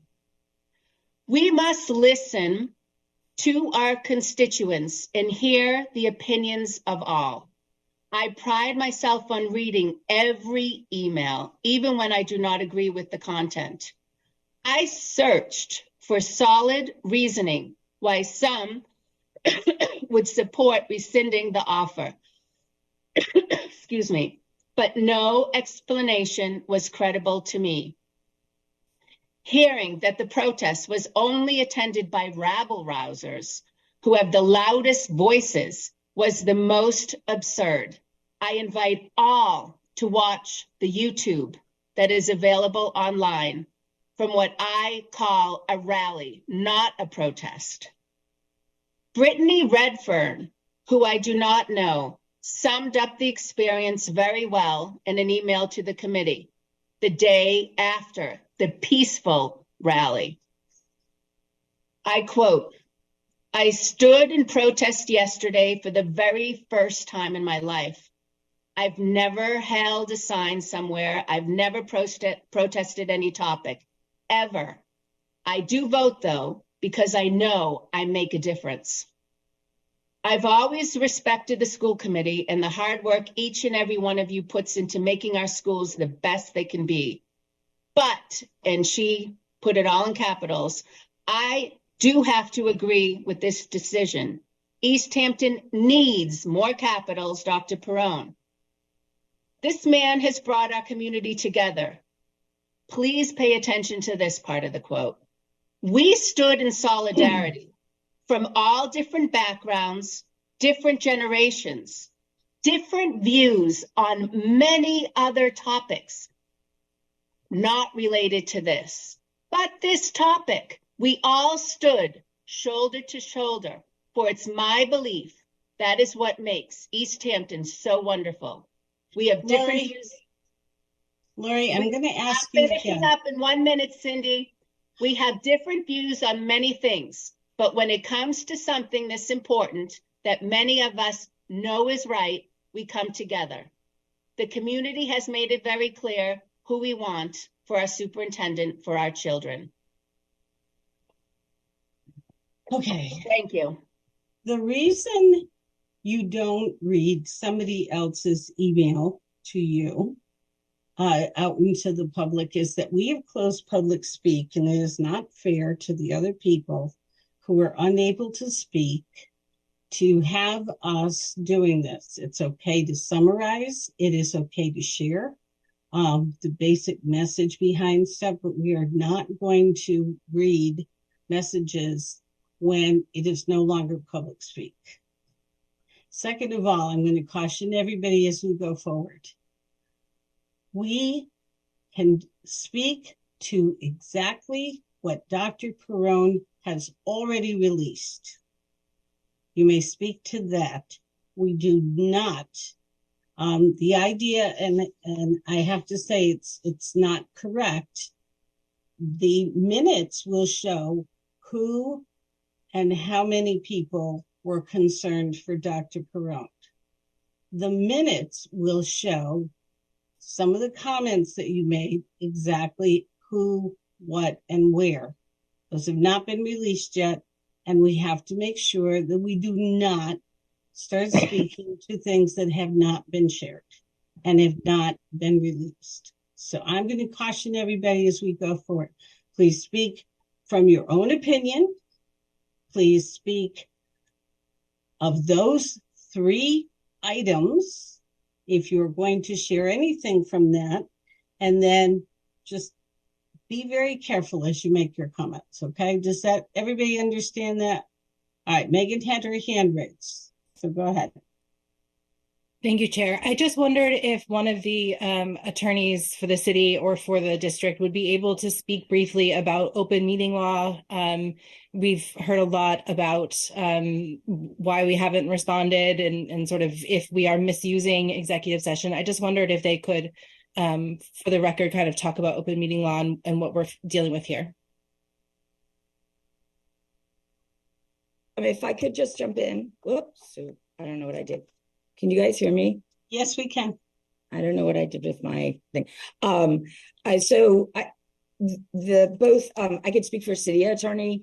I invited him to listen in, given the many layers of this issue, but did not have him prepared or would want him to speak off the cuff around executive session, as there are many different ways it may or may apply, and not answering by facts. It's clear that executive session is confidential and can only happen for 10 exceptions. One of them is negotiation. So I want to be very careful of not putting experts on the kind of on the spot, and stick to talking to the 2 issues that Chair Kwasinski has brought up on the agenda.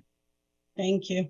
Appreciate that. I didn't mean to put anyone on the spot. I just maybe we could Chair, could you briefly explain open meeting law? I feel like we keep getting questions about what we can and can't speak about, and why we didn't speak sooner. Could I also just ask is it possible to talk about that there isn't some backroom deal in place, that there wasn't some secret plan drawn out and executed to make Dr. Perrone suffer around this? It'd be really helpful, just because there's a lot of rumor out there that's just not true. There is a lot of rumor out there, but again, public speak, we're not allowed to comment on public speak. So remember, trying to think about how to say this. Marion, you look like you have a way of doing it. Let me put it this way. The committee will vote on what steps we're going to take going forward. That is a committee vote. And the committee has not voted to go in any direction. That is happening tonight. So hopefully that will have cleared that issue up. Okay. Executive session is meant to be quiet. It is meant to be confidential until the matters are settled and until the minutes are released. And it has always been that we are not supposed to talk about executive session and what happens inside that session until 1, the matters are settled, and 2, the minutes are released. So it is not the school committee trying to be quiet and hold information that belongs to the public. It will be released later, and it does not get discussed before then. The only reason why I was able to make a statement to the press, I was not avoiding the press. I was not trying to be secretive. The only reason why I could eventually do that is because Dr. Perrone himself made 3 points public. Therefore, we could speak only about those 3 points and in very, very careful terms. So, does anybody else have anything that they'd like to say?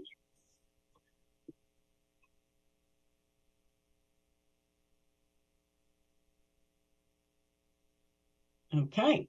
Madam Chair? Yes. At the end of the call.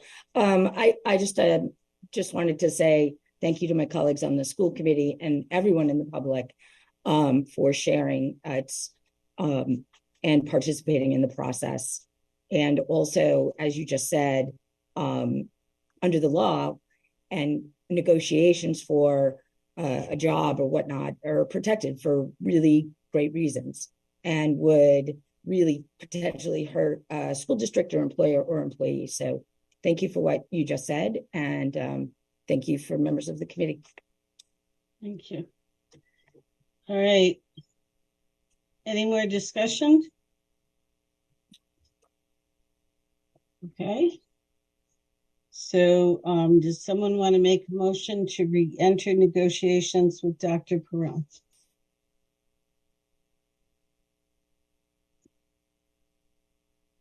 I would like to make a motion to enter back into negotiations with Dr. Perrone. Do we have a second? I'm seconding, please. Okay. All right, any more discussion? Okay, Lori? Wait, yes. Cindy, you're kind of rushing this right now, please. So, I'd like to, I wanted to jump in really quick just because. Oh, sorry, I didn't think you wanted to discuss. That's fine. No,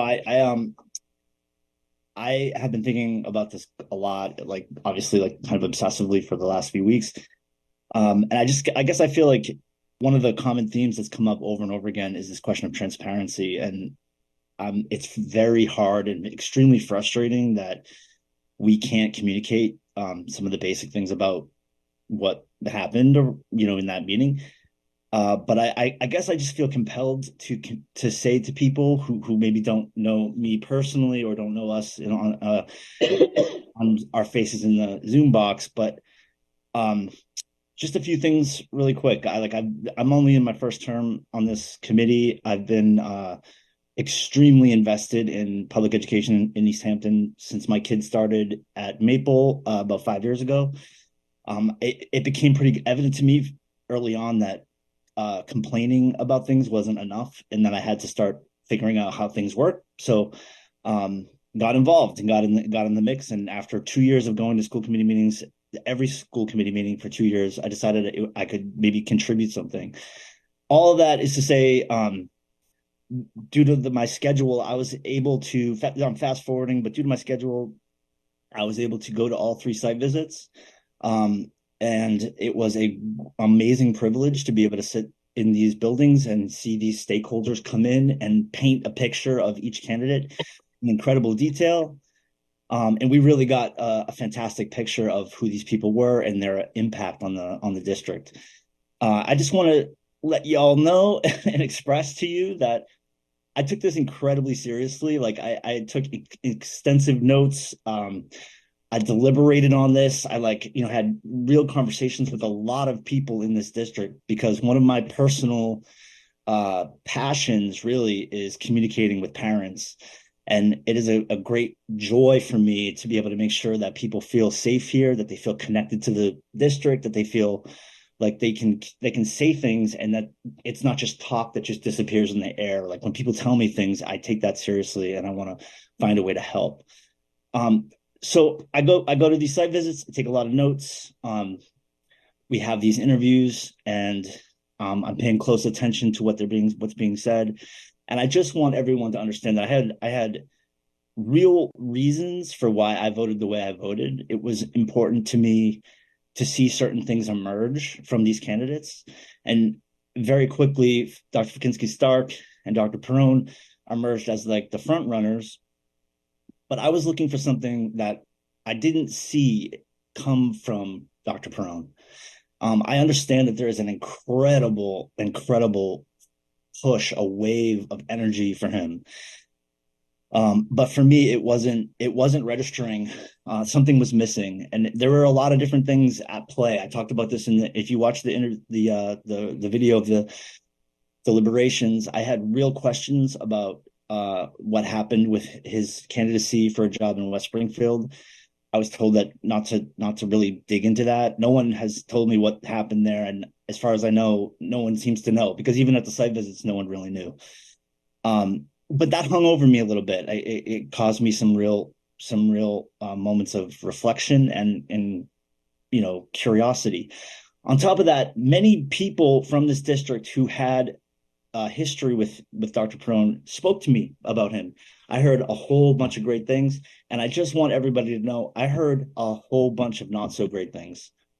And I just think that it's important that people understand that though there is incredible energy around this person, there are significant questions that I have. This is not about the executive session. This is just about the information that has emerged for me in talking to people outside of the school committee.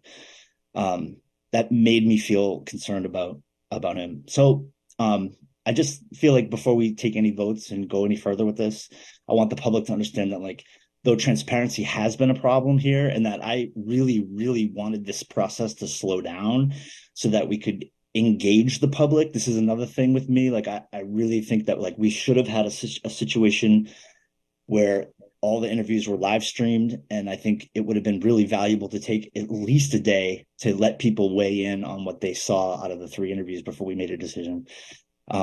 There are a lot of things I feel like I learned from this process that I would do differently next time. And I say this in all sincerity, please reach out to me. If you want to talk to me, I don't care what your background is. I don't care your political designation, wherever you come from. Like, if you're in Easthampton, you have a child in this district, and you're a family in this district, I want to talk to you. I want to know what you're thinking about, because that's the whole point of me doing this. And honest to God, like, if you want to come do this and you want to take this seat, I will buy you a beer the night you win your election, because I don't need to do this. Because when the cops showed up at my house at bedtime when I was trying to put my kid to bed, and the cop is telling me, just so you know, you've been targeted. Okay, Laurie, I feel like I want you to know that. Just, I'm imagining the cops didn't come to your house, but I feel pretty frustrated by that. And suddenly he's like, don't worry about it, it's going to be fine. You can call 911 as many times as you want. And I said to myself, I don't want to call 911 ever for any reason.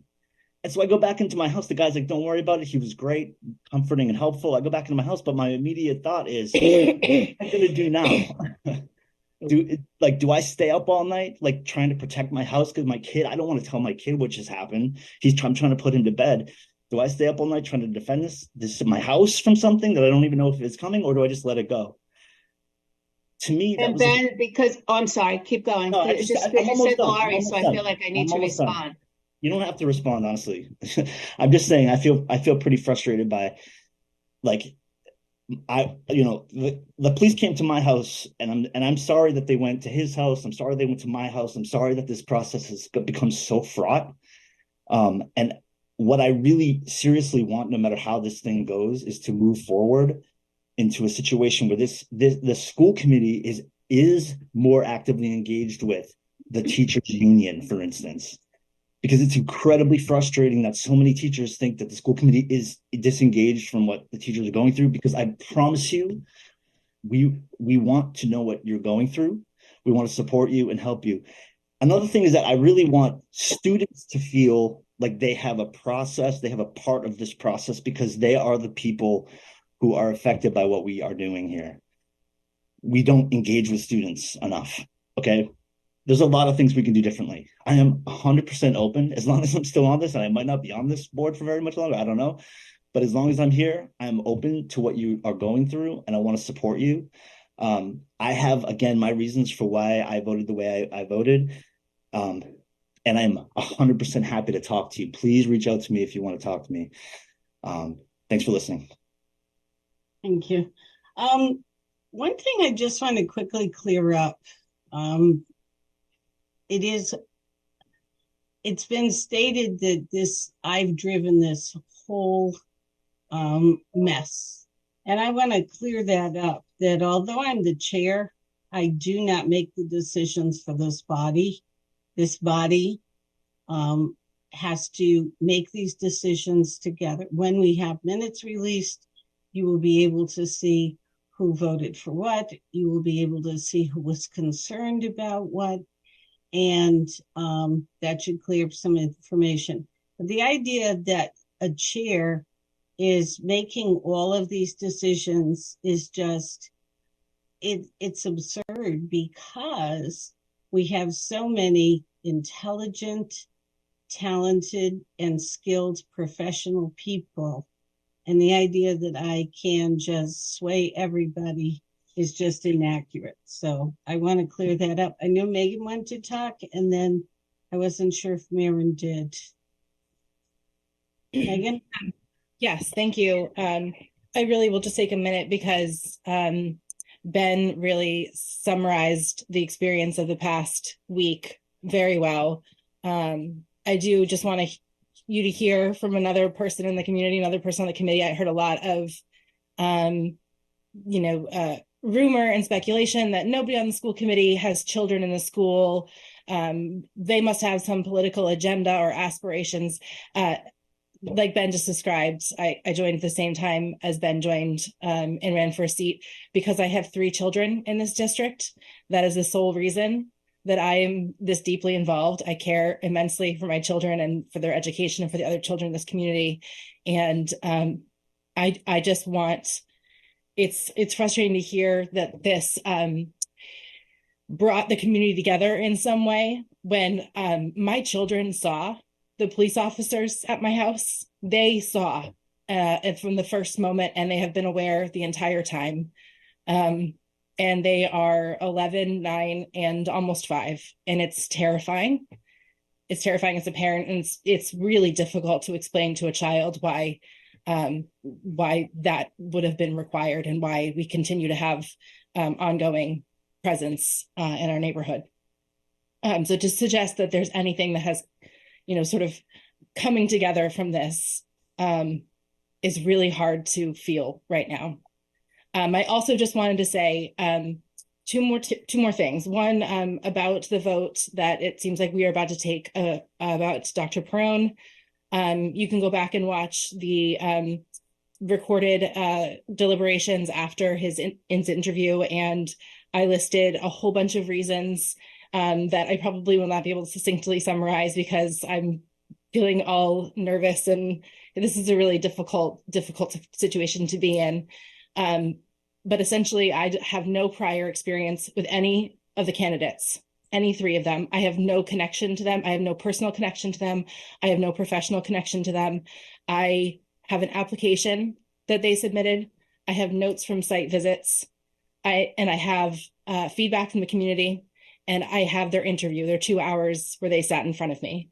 And I say tonight, and I say back then, based on those 4 pieces of the application and the candidacy, Dr. Perrone was not my choice for superintendent.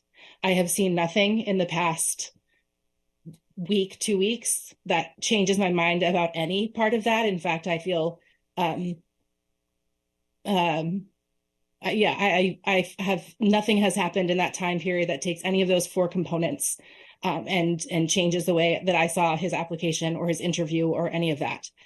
And the last thing I wanted to say now, of course, has completely fled my mind, but if I think of it again, I will certainly bring it back up. Okay. Not sure what it was, but I will loop back in if I think of it. Okay. Maren? Thank you, Madam Chair. Yeah, I mean, I think that there's already been clearly a lot of intense emotional speaking from the public over the last week, from our members on this committee. We are all here doing the best work that we can. We all are coming at this with the best intent for our school district, for our students, for our families. And I think that it is very unfortunate that anybody is questioning that. That's what we've been doing this work for as long as we've been on this committee, for each individual of us. And we continue to try to do the best work. As Ben mentioned, we take a lot of different information from a lot of different people. People have lots of different opinions, but ultimately the way this organization, this government entity works is that we make a final decision and we vote. It's not a direct democracy where everyone gets to vote and has a decision here. Ultimately, it comes down to each one of us making that decision for ourselves with all of the information that we have in front of us. I do want to say that I have not been impressed over this last week with a lot of people. Many people even that I did respect before, I feel have moved forward and made comments with very little information.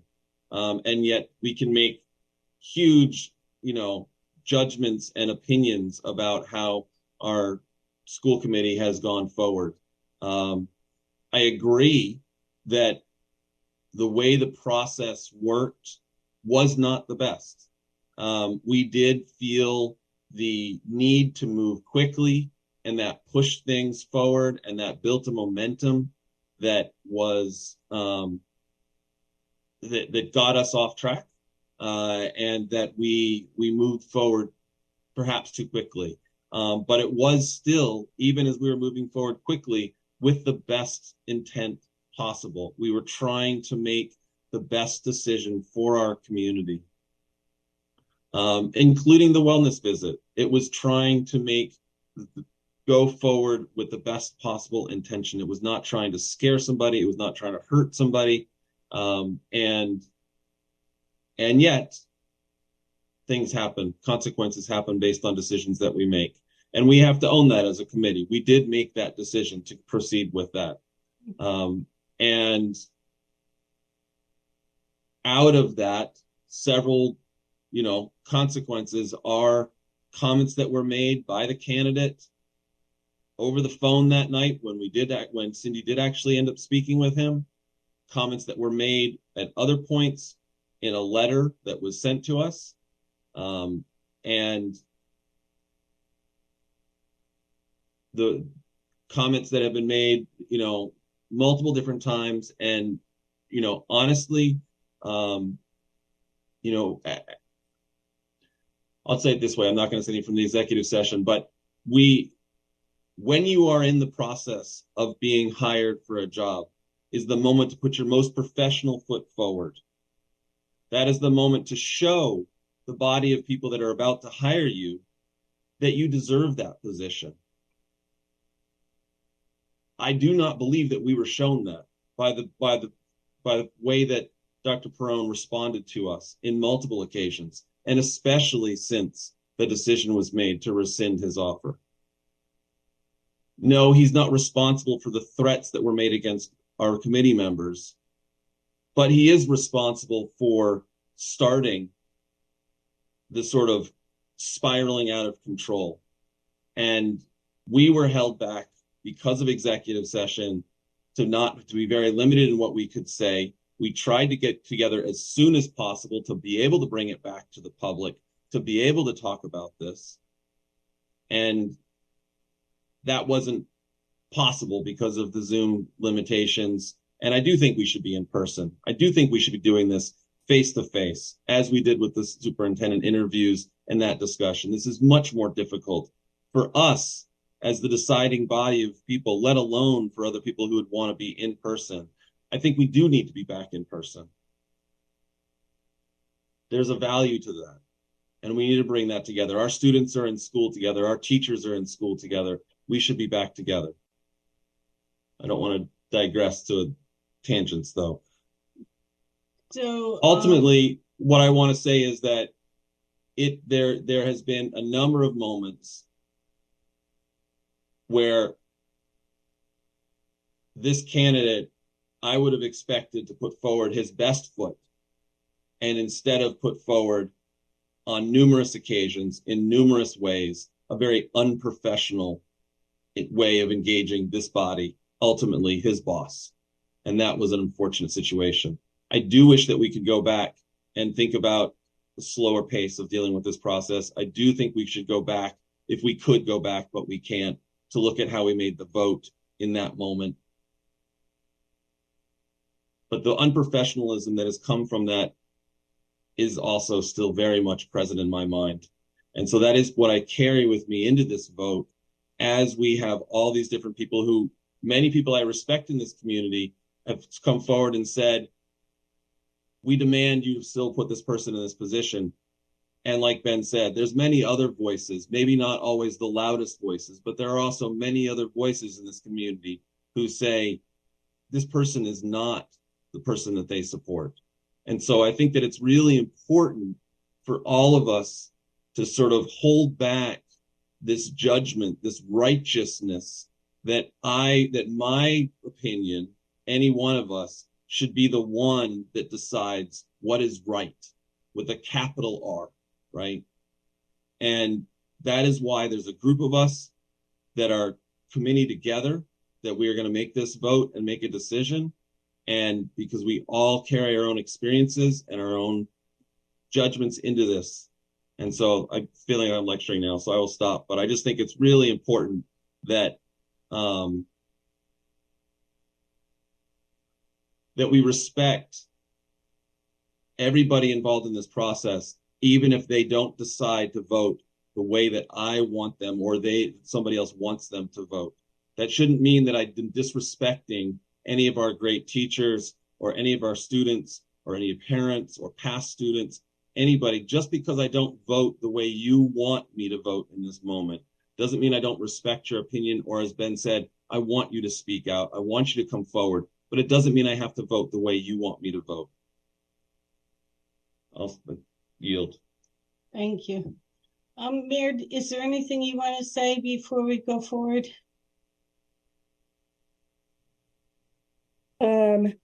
Yeah, I just, around the process, I mean, the process was legal, it was legitimate, and it was advertised and met all of the state regulations around. I just want to make that clear on the record. And again, thank you for my colleagues on the committee for their passionate work here and statements. Thanks.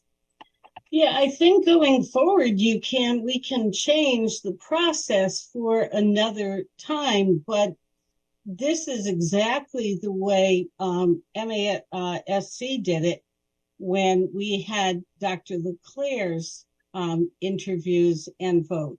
So it was done exactly the same way, and it was done correctly. As far as hybrid, if we recall, this committee made a decision that we would try to get on board with hybrid and continue it, especially for next year, because it is so important to provide access to families who can't get into the meeting. So it is part of our decision, but I don't want to get off on another tangent. But we have heard that and we are responding to that. So is there any more discussion? There was a motion to re-enter negotiations with Dr. Perrone, and it was seconded. Lori, you're muted. Sorry, I was wondering if Shannon had anything to say. I do. I just didn't know if now was the time or if I should wait until later. Nope. I've got a pile of notes here that I've been writing down. Hold on one second. Sorry.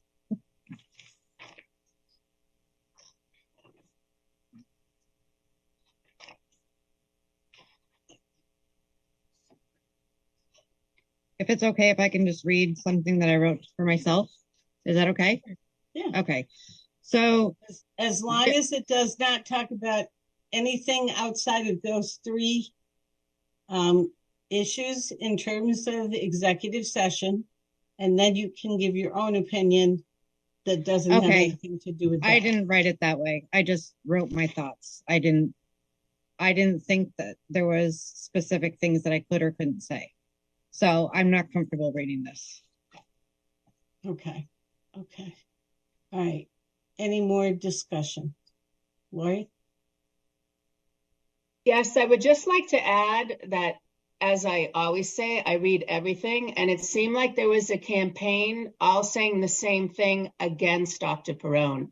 One of the things was that he spread this international news story.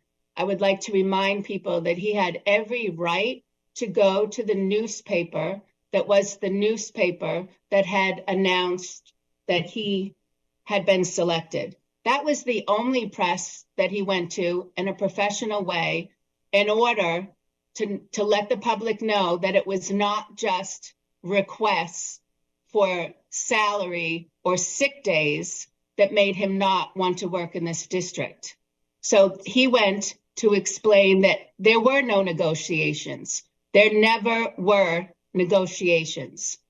And for this committee to think that we entered into them is disrespectful. There was no process. And that's why I started this all by saying, if that email hadn't been sent, if we had had a face-to-face meeting, if he hadn't addressed people as ladies, and if he was able to explain his 3 requests, including sick days, which committee members call them vacation days. Sick days are very different from vacation days.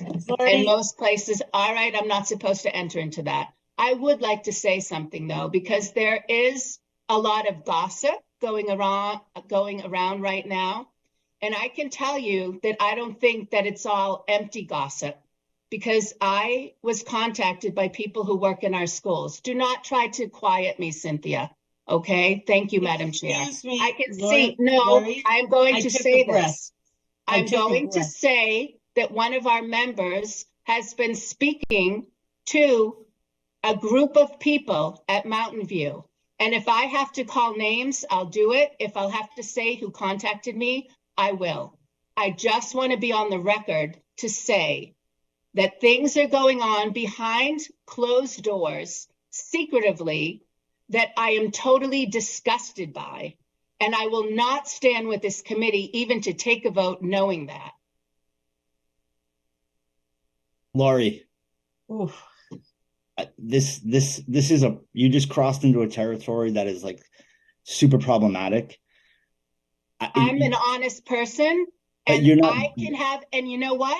Isn't it interesting that we got many letters? No, do not quiet me. We got many letters and people were going to speak, but they were told by current administration that they couldn't. Okay. And I was told that as well. So we had a nice speech tonight by our principal at Mountain View, and I totally value everything that she said, but people have been silenced in this district, and I will not tolerate it. Okay, Lori, I am telling you that right now what you have done is you have opened up rumor after rumor that is unsubstantiated. We've got to stop immediately. It is wrong. I have asked for decorum. We know exactly what we can talk about and we can't. And I don't want us to do that because that opens it up. The rumor mill has been going in both directions. And it was an administrator who called me. this committee has been very good at not, the majority of this committee at least has been very good at not adding to the rumor mill. And I want to keep it exactly the way it is and keep any rumors and unsubstantiated material to ourselves. Ben, I'm sorry, I did cut you off. No, I don't know what you're saying, Laurie. Like, I don't know what you're talking about. Yeah, I don't know. I don't know what might be said in the back rooms or whatever. But it seems like really unhelpful to introduce this as though, again, you're contributing to what people have said in public speak, that there's some secret thing happening here that is making this problem worse. And I think you shouldn't do that. It's not helpful. It doesn't actually bring us together. It helps us continue to pull apart, and it's not good. So I don't know. It's frustrating because we need to move forward. And I agree with that. And I tried to say that communication is so important, but when I hear things like this happening with people that are afraid to speak up, no, Cynthia, I just want to explain that I wish no harm on anybody. I wish the best for this district. But when there are a lot of people, and I'm not saying any job was offered, but people have been spoken to by people on our committee that should not have been speaking. And that's what I'm trying to say. Laurie, and people who are afraid to speak up. I think I don't believe that. And I wish you the best. Maren, you unmuted yourself. I'm thinking you have something you want to say. Go ahead, Megan, if you were about to say something too.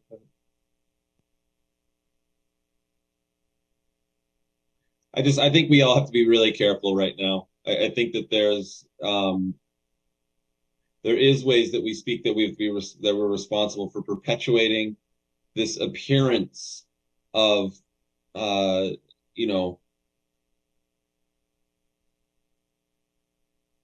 divisive actions and backdoor dealing and things like that. And unfortunately, Lori, the way that you're speaking, you're perpetuating that right now. And you're making it seem as if this body is corrupt in some way. And I don't think that that's your intention, but that's what your words are doing. And it's really unfortunate. I'm sorry, Maren. I'm not talking about the body. I'm talking about one individual. Well, we are all individuals that are on this body. And there's campaign emails that we got that were pro, Dr. Perrone, and there was campaign emails that are cut and paste that were against him. So even the way that you're choosing your words, you're attacking one side and you're just continuing to polarize this conversation. And I just think that's really unfortunate. I don't think that's how this body has to go. And for the most part, that's not how this body has worked in the many years that we've all worked together. So I think that I just ask that you recognize that possibly for yourself if you want to, and try to say, what am I speaking right now in a way that's going to bring us all together? That doesn't mean we're going to vote all the same. Doesn't mean we're going to still have the same decision. But ultimately, then the decision is this group that decides, and we then have to own and work with that decision going forward. I respect you, Maren. You know that. But when people reach out to me because they know that I handled this in an honest way, and they say, please speak up, I am not naming anybody, and I know that person knows what the person has done. Speaking to people, asking for phone numbers, announcing things before we even discussed it. I have details, and it's ugly, and I have to bring it to the light, because if I don't, Maren, I want the best superintendent for this. This isn't even about Dr. Perrone or the other two candidates who are very worthy as well. This is about what goes on when there's a vocal group of parents who have a smear campaign and they get somebody in their clutch and it can change how things happen. And I just don't feel good about it. And I hate saying this, and I wish I didn't have to, because I have enjoyed working with every member of this committee, and I valued each and every one of you. But if I kept my mouth shut about information that was divulged by people who have worked in our district for many years, I could not look at myself in the mirror. I can, because I've done everything I can to be truthful. Not everyone has. And Lori, all I'm going to say is that hearsay is extremely damaging. And first of all, I don't want people having to defend themselves. I'm already, as one person who has been attacked and seen as the target and the main leader of this, I have worked the entire time to not work on hearsay, to not cast aspersions on anybody, and then to not trash anybody's reputation. And I do not want to see that happen now. So I'm asking that we stop that. We had a motion on the table. It was seconded, and I would like to take that vote. All right. So hold on. Lori, the motion is to re-enter negotiations with Dr. Perrone. Lori Garcia, yes. Shannon? Shannon Dunham, yes. Megan? Megan Harvey, no. Mayor LaChapelle? Sorry about that. Mayor LaChapelle, no. Ben Hersey, no. Maren Goldstein, no. and Cindy Kuzensky, no. So the motion does not pass. All right. So now we go on to the second part, which is to decide what steps to take. The second part of this is a discussion of the potential vote on a candidate to be the next superintendent. So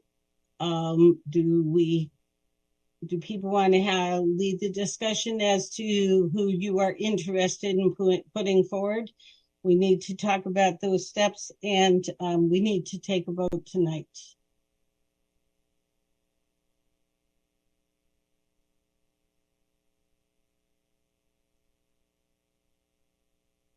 Anybody? Okay. Then I'll begin. The next person that I would like to put forward is Dr. Erica Faginski-Stark.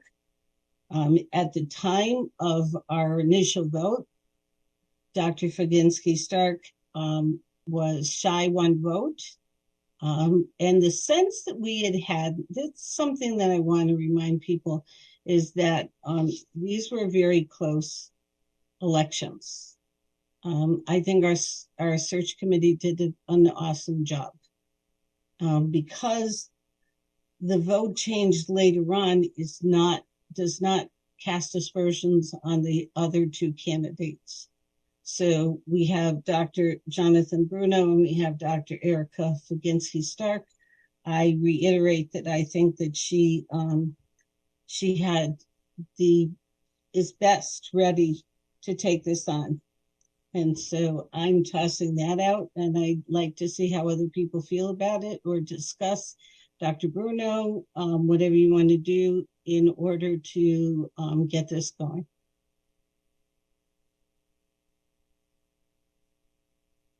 Megan? Yes.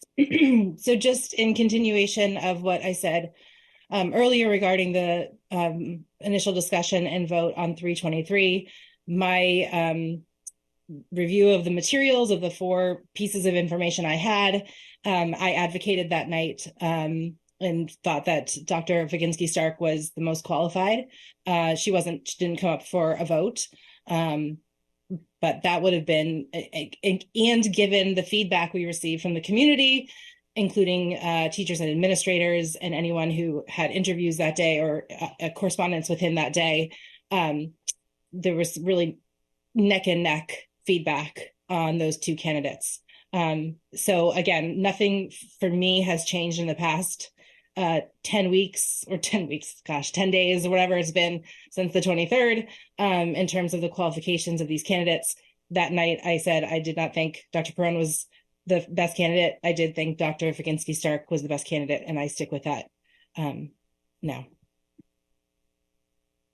Marion, Ben, Shannon, Lori, the mayor.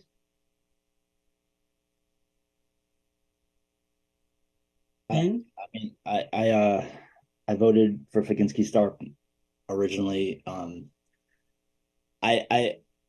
I'm struggling with, again, the optics of this situation, even though I feel like we have done everything like above board.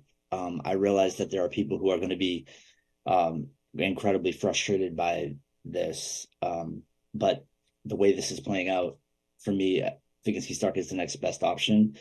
Other options don't seem like they're on the table, like the possibilities of doing the search again. Some people have requested we do that.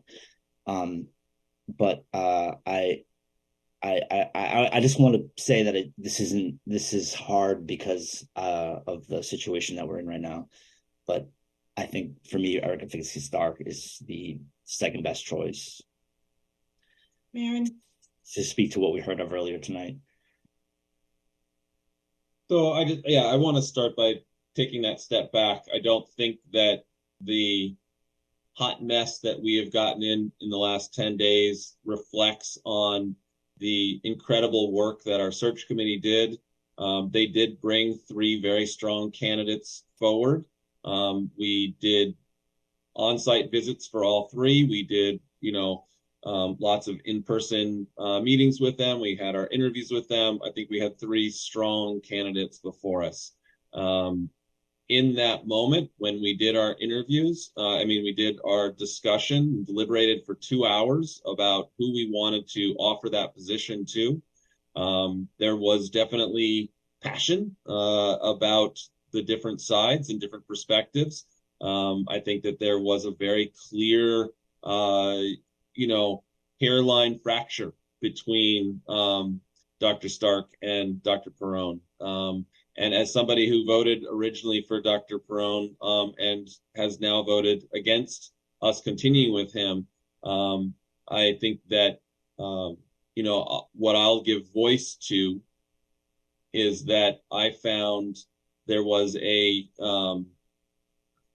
there was words around his engagement and his enthusiasm and his ways of engaging with staff, that sort of coach mentality, and that was a really positive thing that we were looking for our district. But I think also what was there for Dr. Stark was that there was a lot of amazing work that she had done, reaching out to within her community to engage families. And there's a lot of work that's not necessarily the cheerleading coach kind of work, but there just was a lot of strong work that she had done to build connections and community within her district. And I think that even as I voted for Dr. Perrone in that first night, I want to acknowledge that she had a lot of many qualities that would make a very strong superintendent.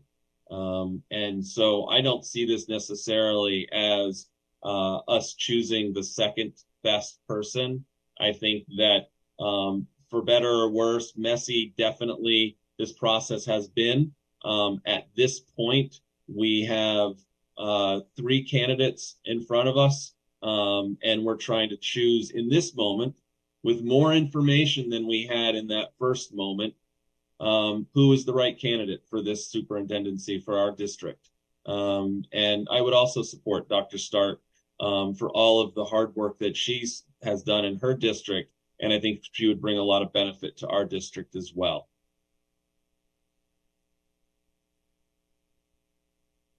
If I can just ask a question, is there any way that we can reopen this vote? Not the vote, reopen the search. Tonight, the agenda is to vote on the next candidate. And so that's the vote that we need to do. So what I would just throw in there, maybe Shannon, if you're asking this, is if each of the other 2, so we have 3 candidates in front of us, right? We've just voted that we're not going to engage Dr. Perrone. If the other two candidates also don't get a majority vote, then we don't have a candidacy, and we would then potentially move forward. So with reopening the search and having to start over. But if one of those two candidates gets a majority vote, then we're proceeding with offering a position to that. Now, I did just see that our lawyer raised his hand, and I think we obviously need to let Russ speak if he wants to. Yeah, Cindy, could you read the posting language to me? Because I thought it indicated discussion of search process and or selection of another candidate.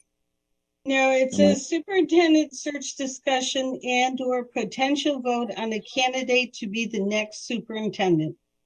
Yeah, so I would read that as it is there.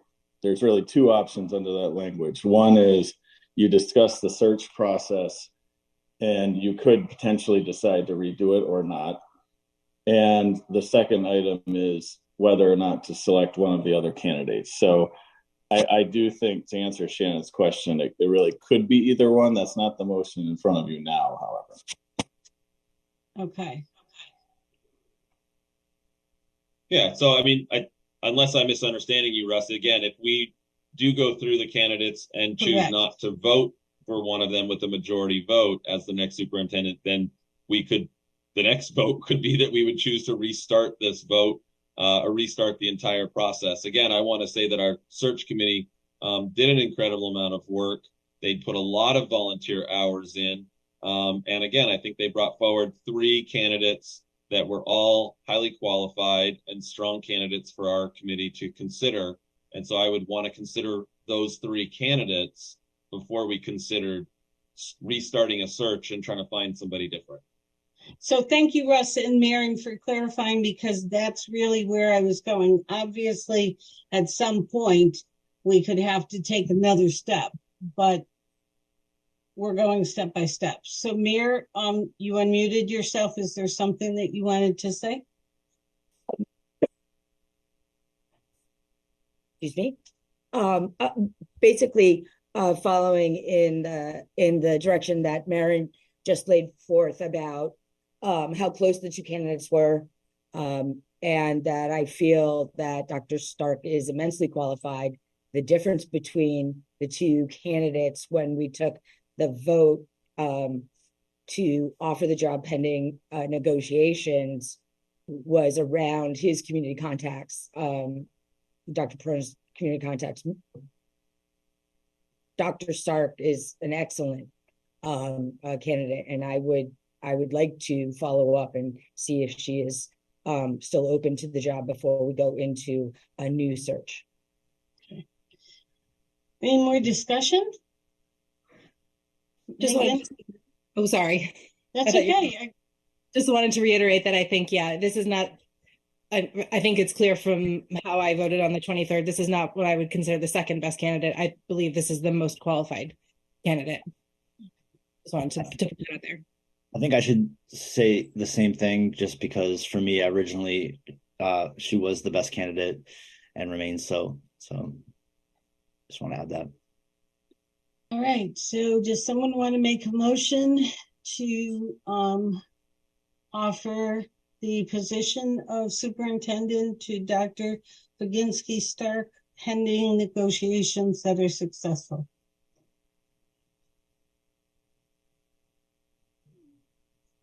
Do you want me to make that motion? Okay.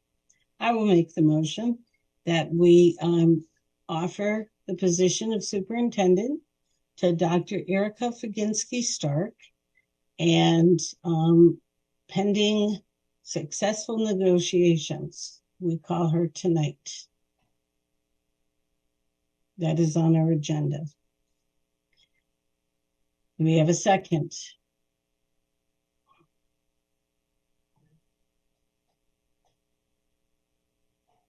I'll second that. Who is that?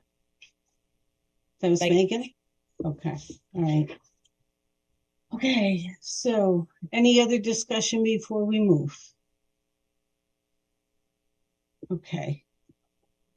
Hold on, I'm just gonna, Mayor?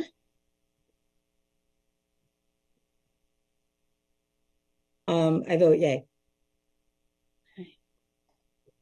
Megan, Megan Harvey, yes. Maren, Maren Goldstein, yes. Ben, Ben Hersey, yes. okay. Shannon, Shannon Dunham, no. okay. Lori, Laurie Garcia, abstain. okay. All right. And Cindy Kuzensky, yes. Okay. So I will pull out that phone number and I will make a phone call and get right back to everybody. So are we just on hold or are we going to yeah, executive session? I no, we're just going to I will make a call and if Dr. Fuginski Stark agrees to go into negotiations, then and accepts it pending successful negotiations, then I will come right back out and we will say that. Okay, it says remain in open session while the chair contacts the candidate to offer the position subject to negotiations. All right, and or discuss the candidate's response. So I am going to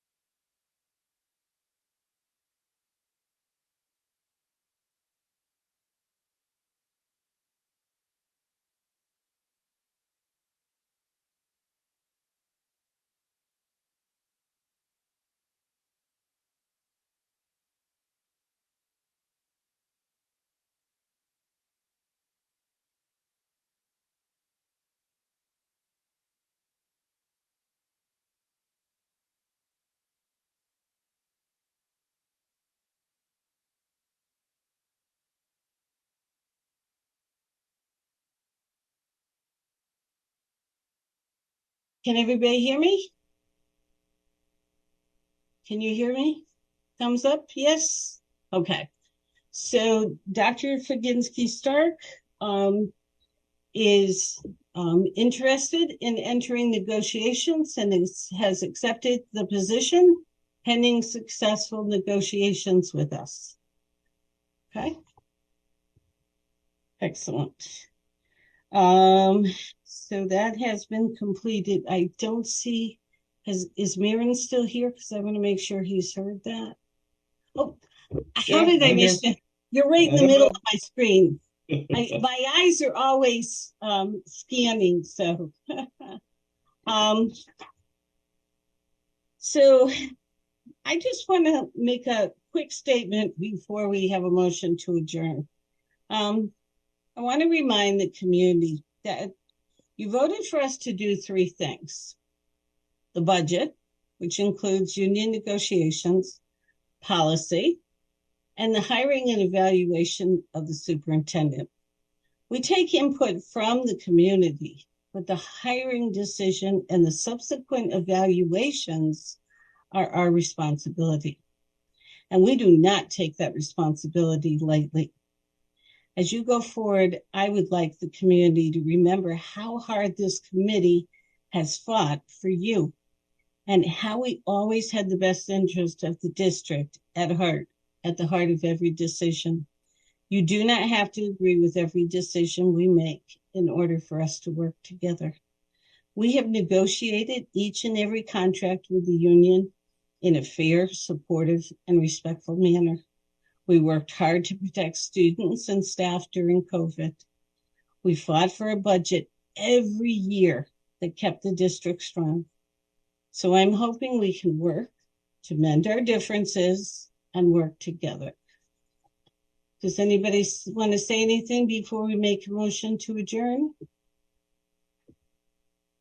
Okay, I'll take a, oh, Ben, there you go.